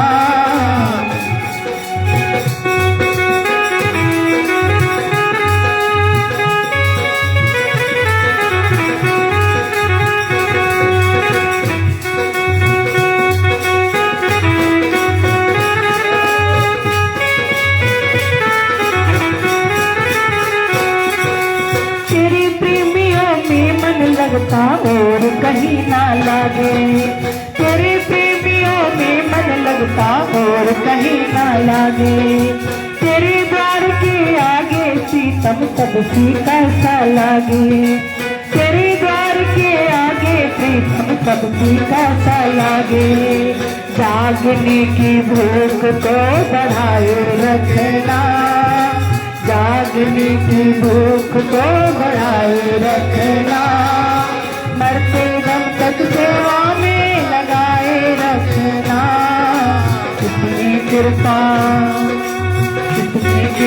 सावरे बनाए रखना, कितनी कृपा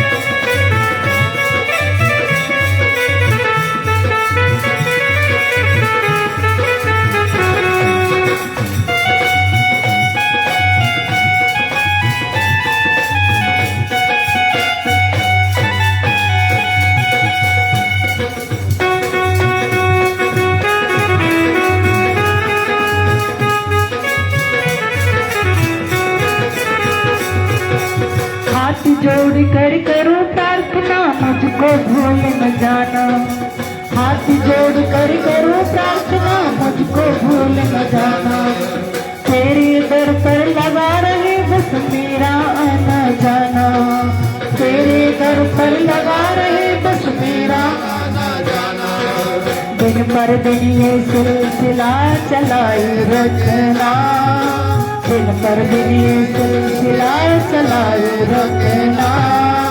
मरते दम तक सेवा में लगाए रखना, मरते दम तक सेवा में लगाए रखना। इतनी कृपा सावरे बनाए रखना।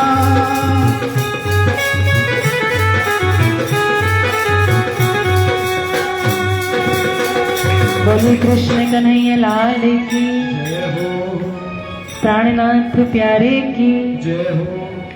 जब प्राणनाथ जी महाराज इन 3 नियमों को मना कर दिए तो बिहारी जी का फिर पत्र आया। तो बिहारी जी ने क्या कहा कि अब तेरा रास्ता अलग और मेरा रास्ता अलग, तो अपनी जागनी कर और मुझे जो करना हो करने दे। बोलो श्री प्राणनाथ प्यारे की। अब तेरा रास्ता अलग हो गया, मेरा रास्ता अलग हो गया, तेरा मेरा कोई संबंध नहीं रहा। जब तू मेरी बात नहीं मानता तो तेरा मार्ग अलग हो गया और मेरा मार्ग अलग है। अब तेरा मेरा कोई संबंध नहीं है, क्योंकि बिहारी जी समझ गए थे सब सुंदर साथ इसी को मानने लगे हैं। कोई मुझे पूछ नहीं रहा है, तो यदि मैं ये नियम लागू नहीं करूंगा तो और सुंदर साथ खींचे चले जाएंगे। लेकिन नियम जब प्राणनाथ जी ने मना कर दिए तो उन्होंने रास्ता ही क्या कर दिया, अलग बना दिया। इतनी बात सुनने के बाद में प्राणनाथ जी तो सोच में पड़ गए कि ये क्या हुआ। बिहारी जी ने तो ये मार्ग ही बदल दिया, कहा तेरा मेरा कोई संबंध नहीं है। इस समय सब साथ ने करी मसलहत, बैठे श्री देवचंद्र जी किनके हृदय तुम तोल देखो इत। कई श्री जी साहिब जी से तुम लेवो हक सिर काम, साथ को जमा करना बीच दीन इस्लाम। बोलो प्राणनाथ प्यारे की। तो इस समय जितने सुंदर साथ थे सूरत से, मोहनदास जी, शिवजी भाई, भीम भट्ट, श्याम भट्ट, गोविंद भाई, जितने भी सब लोग थे, और गोवर्धन भट्ट भी आने वाले थे, सभी सुंदर साथ मिलकर के श्री जी के चरणों में गए। कहा श्री जी साहब आप चिंता क्यों करते हो, किस सोच में पड़ गए? आपके साक्षात अंदर कौन बैठा हुआ है, आप ये तो देखो। साक्षात धनी सदगुरु महाराज की बैठक आपके अंदर है या बिहारी जी के अंदर है? अगर बिहारी जी के अंदर सदगुरु की बैठक होती तो क्या वो ऐसी बातें करते? तो हे श्री जी, साक्षात धाम के धनी सदगुरु महाराज आप ही के अंदर विराजमान है। वो आप ही के अंदर बैठ कर के सब जागने का कार्य करा रहे हैं। और जिस समय वो जाने वाले थे उन्होंने कहा था कि इंद्रावती मैं सारा कार्य तुम्हें सौंप करके जागने का भार तुम्हारे ऊपर देकर के जा रहा हूं। तो सभी सुंदर साथ ने मिलकर के प्राणनाथ जी को सांत्वना दी। और क्या करते हैं कि चलिए जब रास्ता ही अलग हो गया श्री जी, अब हम आपको शिरोमणि बना देते हैं। सब सुंदर साथ मिलकर के क्या बना देते हैं, शिरोमणि बना देते हैं। एक सुंदर सिंहासन वहां पर सजा दिया और सजा करके वहां पर स्वामी प्राणनाथ जी महाराज और बाईजी राज महारानी को बिठाया गया। बोलो प्राणनाथ प्यारे की, बाईजी राज महारानी की, श्री महामंगलपुरी धाम की, महामंगलपुरी धाम की, श्री महामंगलपुरी धाम की। श्री महामंगलपुरी धाम की स्थापना होती है सूरत में, साक्षात सिंहासन पर विराजमान करके। और कहा जाता है साक्षात धनी ने आकर के, भगवान कृष्ण ने आकर के हाथ पकड़ा और पकड़ करके स्वामी प्राणनाथ जी को सिंहासन पर बिठाया। कर पकड़ बैठाए के आवेश दियो मोहि अंग, तादिन से पसरी दया पल पल चढ़ते रंग। कर पकड़ बैठाए के माने हाथ पकड़ करके प्राणनाथ जी महाराज को कहां पर बिठाया, गादी पर बिठाया। और बिठा करके तादिन से पसरी दया, 5 शक्ति आकर के उनके अंदर विराजमान हो जाती है। धनी जी को जोश आत्म दुल्हिन, नूर हुकुम बुधमोल वतन। ये 5 शक्तियां आकर के स्वामी प्राणनाथ जी के अंदर दिखाई देने लगी उसी समय से। कर पकड़ बैठाए कि आवेश दियो मुयंग। तो प्राणनाथ जी लिखते हैं वाणी के अंदर, साक्षात मानो धनी ने मेरा हाथ पकड़ करके मुझे गादी पर बिठाया है और मुझे साक्षात अपना आवेश भी दिया।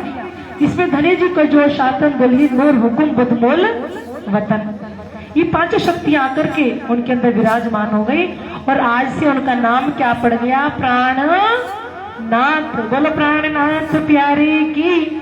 आज से पहले तो मेराज ठाकुर कहते थे, लेकिन अब उनको क्या कहने लगे, प्राणनाथ कहना शुरू कर दिया।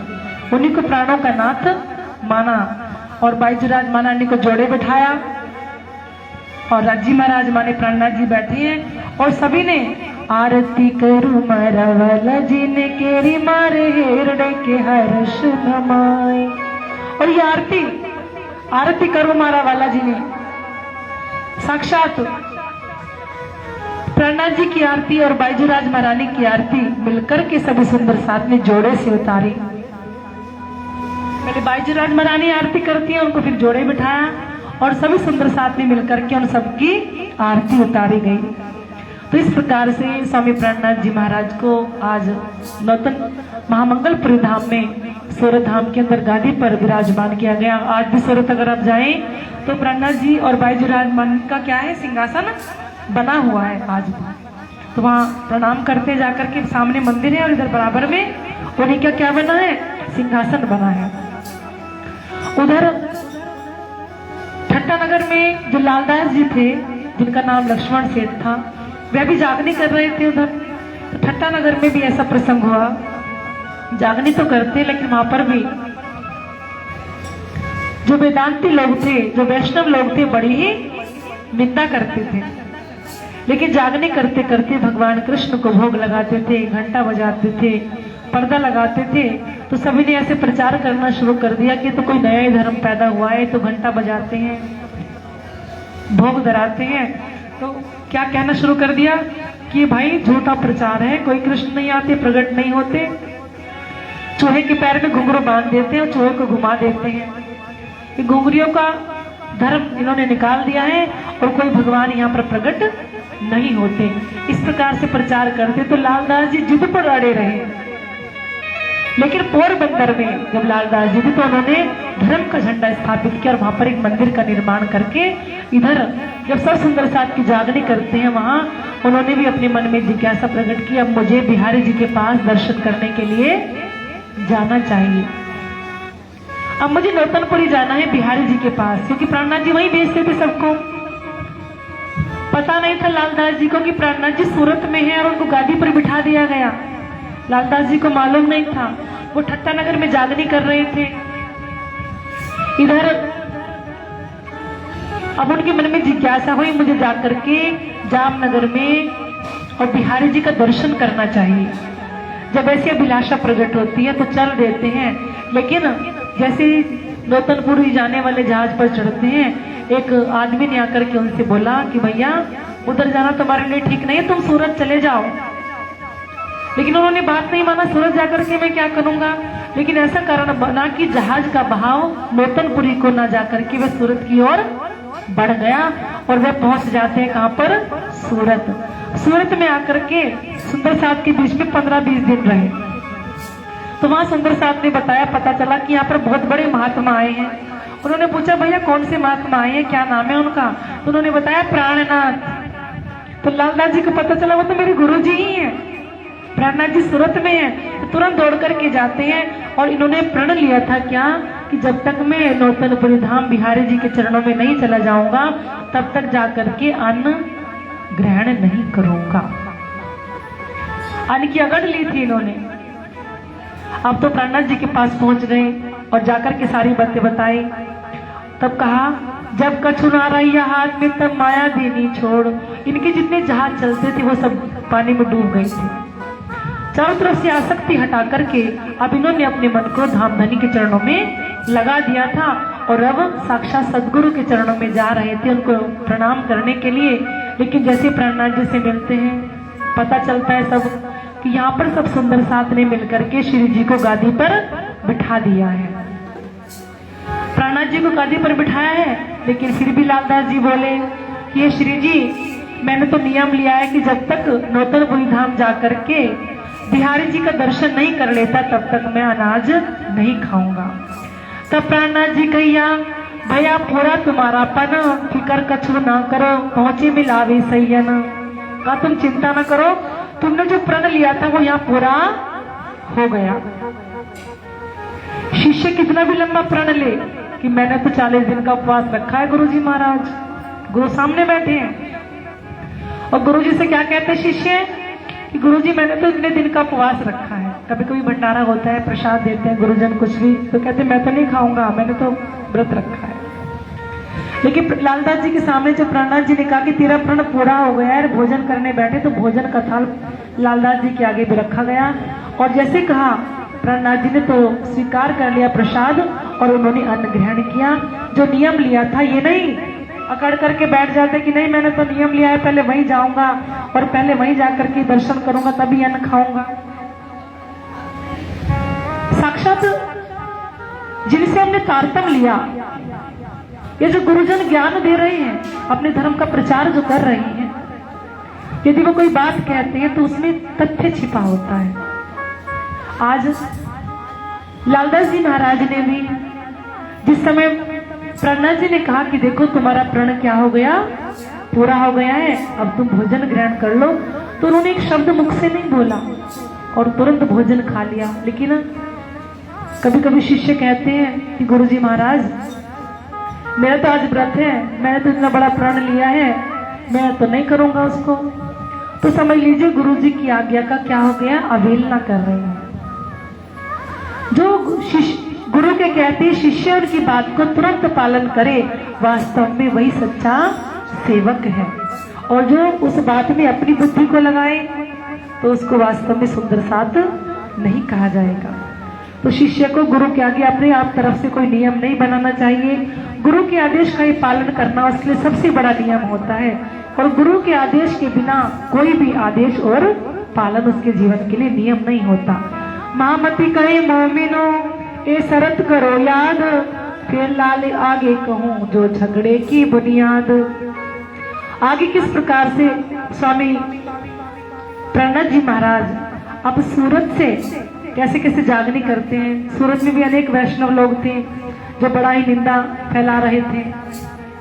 और निंदा क्या करते हैं वैष्णव लोग, वैष्णव जो हैं वो कह रहे कि ये तो कोई नया ही धर्म आ गया है, ये तो कोई नया धर्म आ गया है, और इनकी निंदा चुगली करना शुरू कर देते हैं प्राणनाथ जी की। अपनी अपनी क्या बताते हैं, बातें बताते हैं। लेकिन प्राणनाथ जी कहते हैं हो भाई मेरे वैष्णव कहियो बातो, निर्मल जाकी आत्म नीच कर्म के निकट न आवे, सोई पहचान भई पारब्रह्म। वास्तव में तुम अपने आप को वैष्णव कहते हो, निंदा चुगली करते हो, लेकिन अंदर कपट भरा हुआ है। लेकिन वास्तव में परम वैष्णव तो वही है नीच कर्म के निकट न आवे, जो कभी भी नीच कर्म के निकट नहीं आता, निंदा चुगली आदि के जो निकट नहीं होता, जिसका हृदय साफ होता है, वही वास्तव में क्या होता है, निर्मल होता है, वही वैष्णव होता है। तुम अपने आप को कैसा वैष्णव कहते हो? तो प्राणनाथ जी वाणी के माध्यम से समझाते हैं, अंदर नाही निर्मल फिर नहावे बाहर, अंदर नाही निर्मल फिर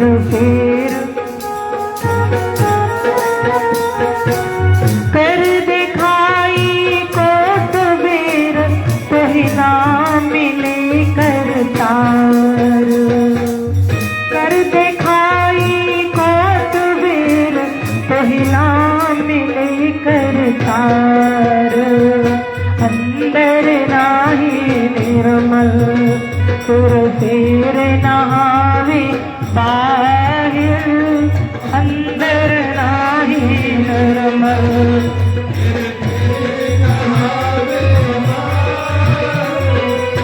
कोट करो बंदगी, बाहिर हो निर्मल, कोट करो बंदगी, बाहिर हो निर्मल, बोलो ना क्यों पाइए बोलो न साधि, बोलो ना क्यों पाइए बोलो न साधि,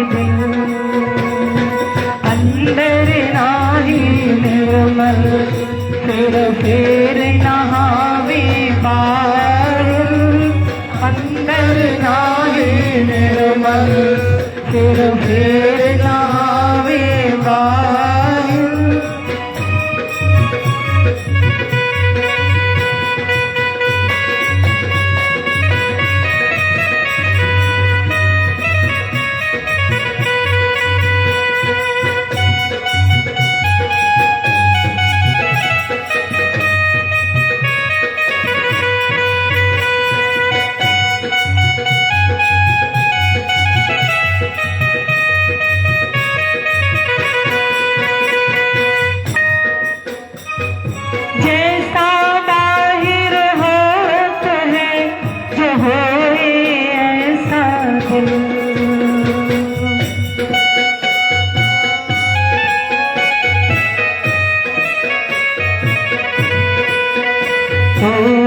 छिन प्यो न्यारा नहीं, माहे रहे हिल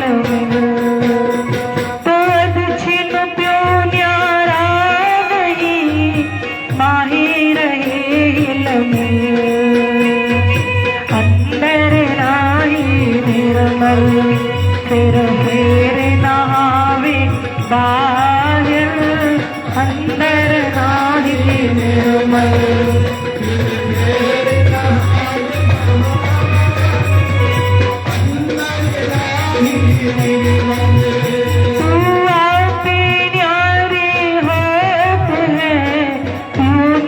तुझसे दूर तू आपी न्यारी होत है तू नहीं तुझसे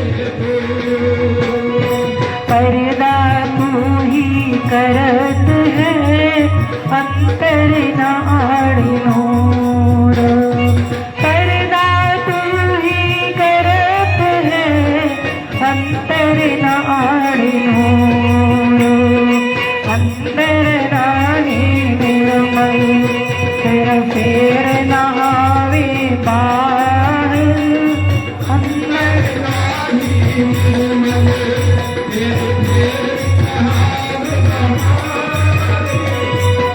अंदर रानी निर्मल। सच्चा वैष्णव उसको कहा जाता है वास्तव में जिसकी आत्मा निर्मल हो, जो अपनी 5 ज्ञानेंद्रियां और 4 अंतःकरण को अपने वश में रखता है, उसी को सच्चा वैष्णव कहते हैं। वैष्णव जन तेने कहिए जो पीर पराई जाने दे। गाते हैं कि नहीं भजन है जो महात्मा गांधी भी गाते थे। अंदर नहाई निर्मल फिर नहावे बाहर, माने केवल स्नान करने से, शरीर का स्नान करने से कोई पवित्र नहीं होता। पवित्र होने के लिए क्या होना चाहिए? अंतःकरण भी 3-3 4-4 बार स्नान करें और अंदर से अंतःकरण पवित्र नहीं है तो वो स्नान करने से क्या लाभ है? लेकिन कोई ऐसा भी कह देते अरे अंतःकरण पवित्र होना चाहिए, स्नान करने से क्या लाभ है? स्नान करना भी जरूरी है, देह शुद्धि भी जरूरी है, लेकिन देह शुद्धि के साथ साथ अंतःकरण की शुद्धि भी बहुत जरूरी है। अंतःकरण भी क्या होना चाहिए? शुद्ध होना चाहिए। इसलिए केवल शरीर को स्नान ही पर्याप्त नहीं माना जाता। तो प्रहलाद जी आत्मा का स्नान माने अंतःकरण को पवित्र बनाना, तो वैष्णव को ये ज्ञान दे रही है। पागना हो ये इन पानी चाहिए अर्श का जल, तो माने इस पानी से कोई पाक होने वाला नहीं है, उसके लिए क्या चाहिए? अर्श का जल। अर्श का जल माने परम धाम का जल नहीं आएगा, तो माने वो ज्ञान, अखंड ज्ञान के द्वारा, उस वाणी के द्वारा हमें कौन सा कर्म करना है, कौन से नियम संयम को अपने जीवन में अपना करके चलना है। प्रहलाद जी ने कौन कौन से नियम प्रतिपादित किए अपने जीवन में, उस नियमों को अपने जीवन में हमें धारण करके चलना है। तो इस प्रकार से भैरव सेठ के पास में गए तो भी नियम प्रतिपादित किए, उधर चिंतामणि के पास में गए तो भी। तो हर नियम को कैसे अपने जीवन में पालन करना है? केवल एक कान से सुन करके दूसरे कान से निकाल देना, सुन करके वहीं झाड़ के चले जाना, उससे कोई लाभ होने वाला नहीं है। सुन करके अगर 2 शब्द भी हम अपने जीवन में उतार लेते हैं तो मेरा जीवन पार हो जाता है। परमात्मा की भक्ति का धीरे धीरे मन में प्रादुर्भाव होने लगता है, उदय होने लगता है। केवल निज नाम लेने मात्र से, केवल 2 चौपाई पढ़ने मात्र से, सुनने मात्र से हमारा अंतःकरण पवित्र नहीं होता। प्रहलाद जी बार बार कहते हैं कि तुम प्रेम सेवाए पामसी पार। अपने अंतःकरण को पवित्र करने के लिए सबसे पहले सेवा है, और वो भी विशुद्ध हृदय से सेवा, समभाव से सेवा। सेवा में छोटा बड़ा, ऊंचा नीचा, तेरा मेरा, अपना पराया, इस सब का त्याग करके जब सेवा किया जाता है तो वास्तव में वही सच्ची सेवा है। और सेवा के बाद में आता है क्या? ध्यान माने पूजा। फिर प्रेम प्रकट होता है। तो तब प्रेम जीवन में प्रकट हो जाता है। तो यह वास्तव में प्रहलाद जी के द्वारा यहाँ कलश ग्रंथ का अवतरण हुआ, जो सूरत में होता है। बिहारी जी के पास उसको लेकर के भेजते हैं, लेकिन बिहारी जी ने उसको भी वापस कर दिया कि इसको मैं अपने पास नहीं रखूंगा।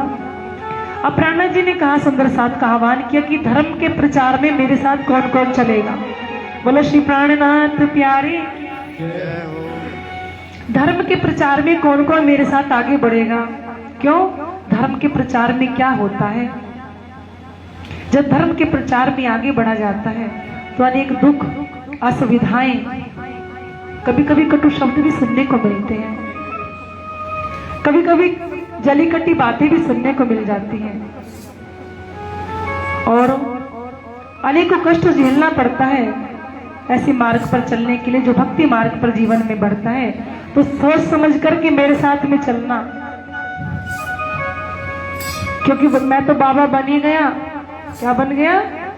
बाबा बन गया। प्राणनाथ जी कहते हैं, और जो मेरे साथ चलेगा उसको भी बाबा ही बनना पड़ेगा। बाबा बनने से मतलब उसको भी अपना अंतःकरण पवित्र करना पड़ेगा, जो मेरे साथ में चलेगा।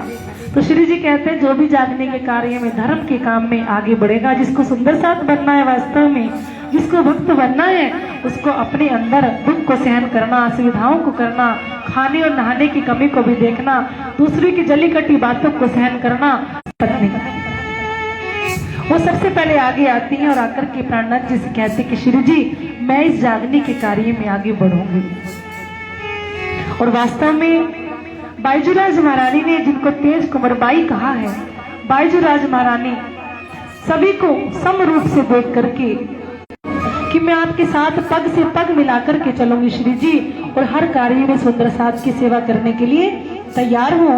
तो बाईजूराज महारानी आकर के खड़ी हो जाती। फिर गोवर्धन भट्ट, भीम भट्ट, नागजी बाई अपना अपना कुटुंब परिवार छोड़ करके प्राणनाथ जी की सेवा में चल पड़े। इनका नाम प्राणनाथ जी ने गरीबदास रखा था।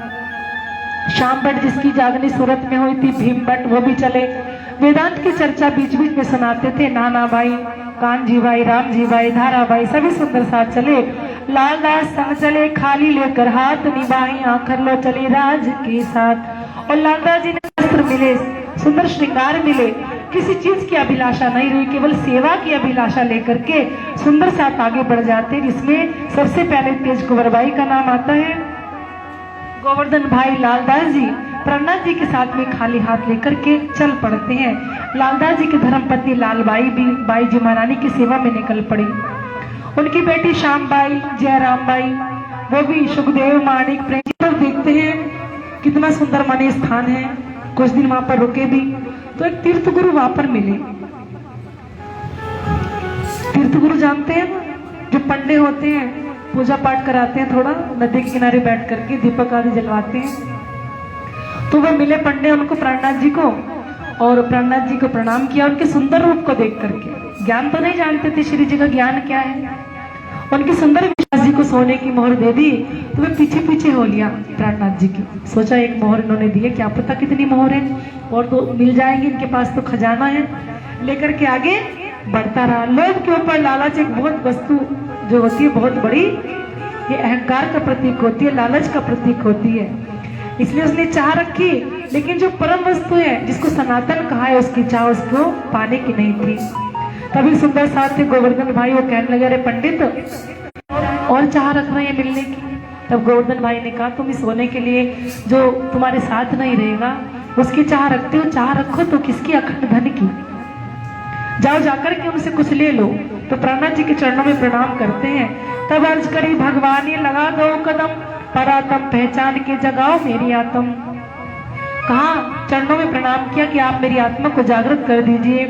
तब चार सुकन चलते कहे, याद करो निज नाम, जमुना ताल घाट की कैसे कदम बढ़ाए उसको भी याद करो।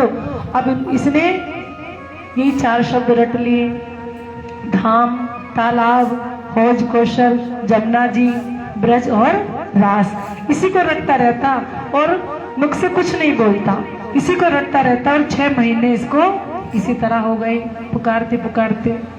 प्राणनाथ जी इधर से निकल जाते हैं। सिद्धपुर में एक लावानंद, प्राणनाथ जी जब गए सिद्धपुर में तो चारों तरफ से भीड़ उमड़ पड़ी, जैसे गुड़ के ऊपर मक्खियां लग जाती है ना। तो प्राणनाथ जी के जाने के बाद में सब दुनिया ऐसे उमड़ पड़ती थी उनके ज्ञान को सुन करके। और जो तांत्रिक था वह सोचता था सब उनकी ओर जा रहे हैं, मुझे कौन पूछेगा। अब उसने क्या किया, लावानंद ने क्या किया, बड़े बड़े पहाड़ पर्वत, ताकि प्राणनाथ जी वहीं पर समाप्त हो जाए। लेकिन कुछ बिगड़ा नहीं। बाद में पता चला ये तो अक्षरातीत था, तुम ना करी पहचान। माने साक्षात कौन थे, ये तो परमात्मा है, लेकिन इसकी कोई पहचान जल्दी से नहीं कर पाए। जिसके ऊपर परमात्मा की कृपा हुई वही पहचान कर पाए। अब यहाँ से लावानंद यति को भी उन्होंने पछाड़ दे दिया प्राणनाथ जी ने। और इस प्रकार से यहाँ से आगे बढ़ते हैं, क्योंकि विश्वास अभी ऐसा हो गया चलो उसके पास चलते हैं, लेकिन पता ही नहीं है वास्तव में तारतम्य है क्या चीज। जो मुर्दे को भी जीवित कर देती है ये वाणी वो है, और तारतम्य क्या है, ऐसा मंत्र है जो केवल 2 बार 5 बार जाप करने से, श्रद्धा से ही क्या हो जाता है, सब नजर भूत प्रेत पिशाच हवा सब दूर भाग जाती है। कृष्णेति मंगलम नाम यस्य वादी। मेड़ता नगरी में पहुंच जाते, वहां पर राजा राम झांझन भाई 2 बनिया थे। अग्रवाल जानते हैं ना बनिया, 2 बनिया सुंदर साथ थे। झांझन आया साथ में लिए कुटुंब परिवार लाया ईमान अर्श पर पहुंचिया परवरदिगार। तो अग्रसेन महाराज के वंशज ही बनिए कहे गए, तो अपने आप को माहेश्वरी लिखते थे।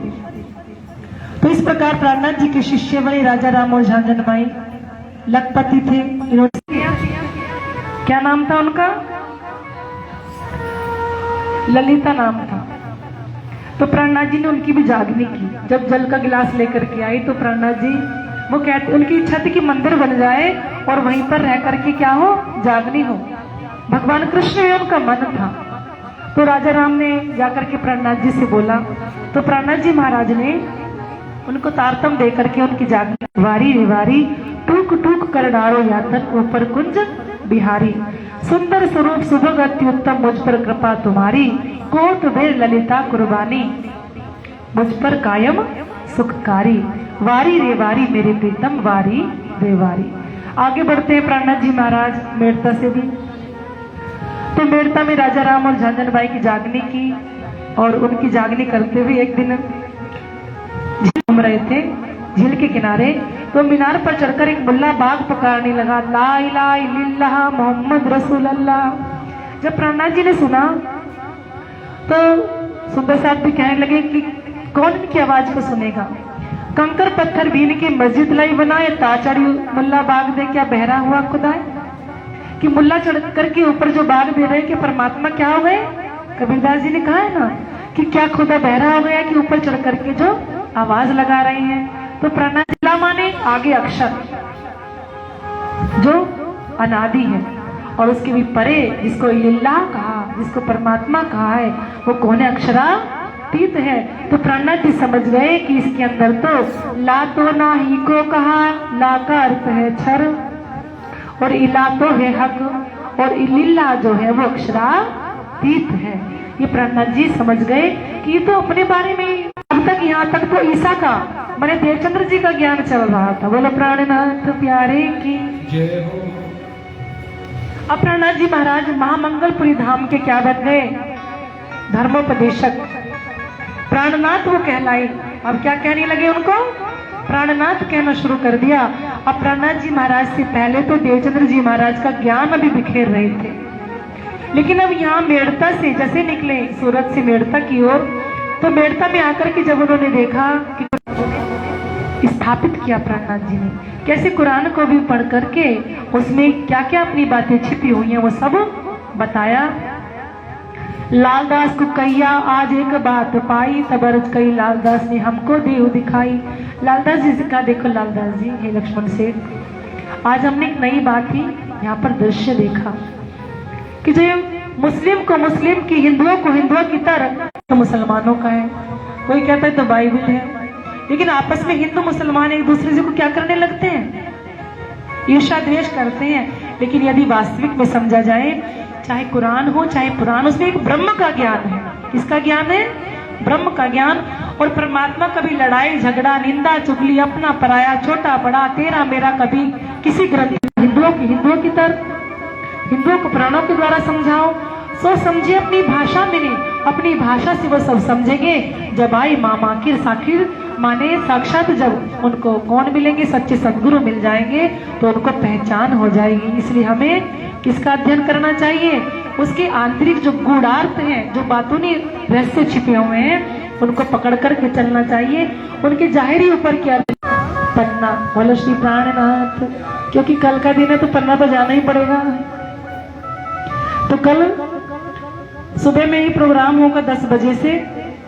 सभी सुंदर साथ जो नई भी आए, जो आए हैं और जिसको पता नहीं है अपने आसपास के, यही मत सोचा करें कि एक ही सुंदर साथ का कर्तव्य वही फोन करे बुलाने के लिए। हम सबका कर्तव्य होता है जागने का अभियान। हम लोग प्राणनाथ जी का एक ही नारायण प्यारे की धाम के धनी की समस्त सुंदर साथ की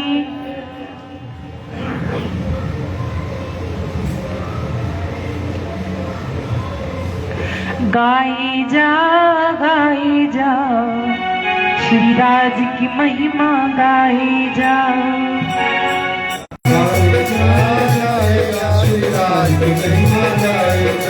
गाई जा श्री राज की महिमा गाई जा।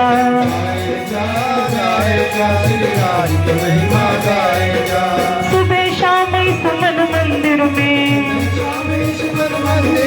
सुबह शाम इस मन मंदिर में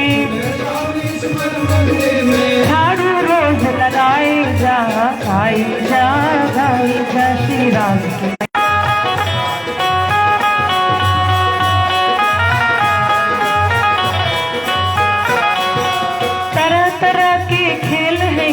दुनिया एक तमाशा है, इसमें दुनिया एक तमाशा है। तरह तरह के खेल है इसमें दुनिया एक तमाशा है। खेल है इसमें दुनिया एक तमाशा है। कहीं गम और कहीं खुशी श्री राज की महिमा गाएगा। सुबह शाम इस मन मंदिर में, सुबह शाम इस मन मंदिर में झाड़ू रोज लगाए जा। गाए जा श्री राज की महिमा गाए जा।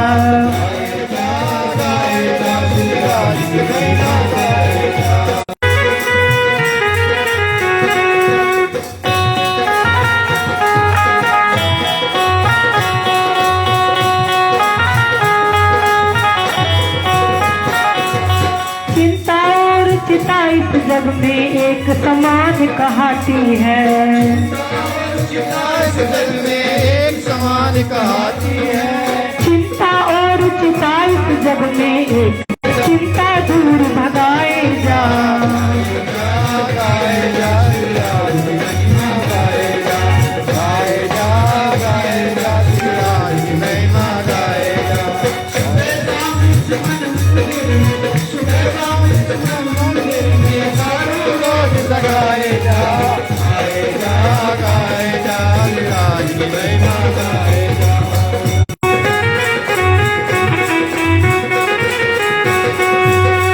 कौन हमेशा रहा जगत में किसका यहाँ ठिकाना है। जगत में कौन यहाँ ठिकाना है। कौन हमेशा रहा जगत में किसका यहाँ ठिकाना है। सराय कोई आए कोई जाए, दुनिया सराय कोई आए कोई जाए, आत्म ज्योत जगाए जा। गाए जा श्री राज की महिमा गाए जा। गाए जा श्री राज की महिमा गाए जा। सुबह शाम इस मन मंदिर में, सुबह शाम इस मन मंदिर में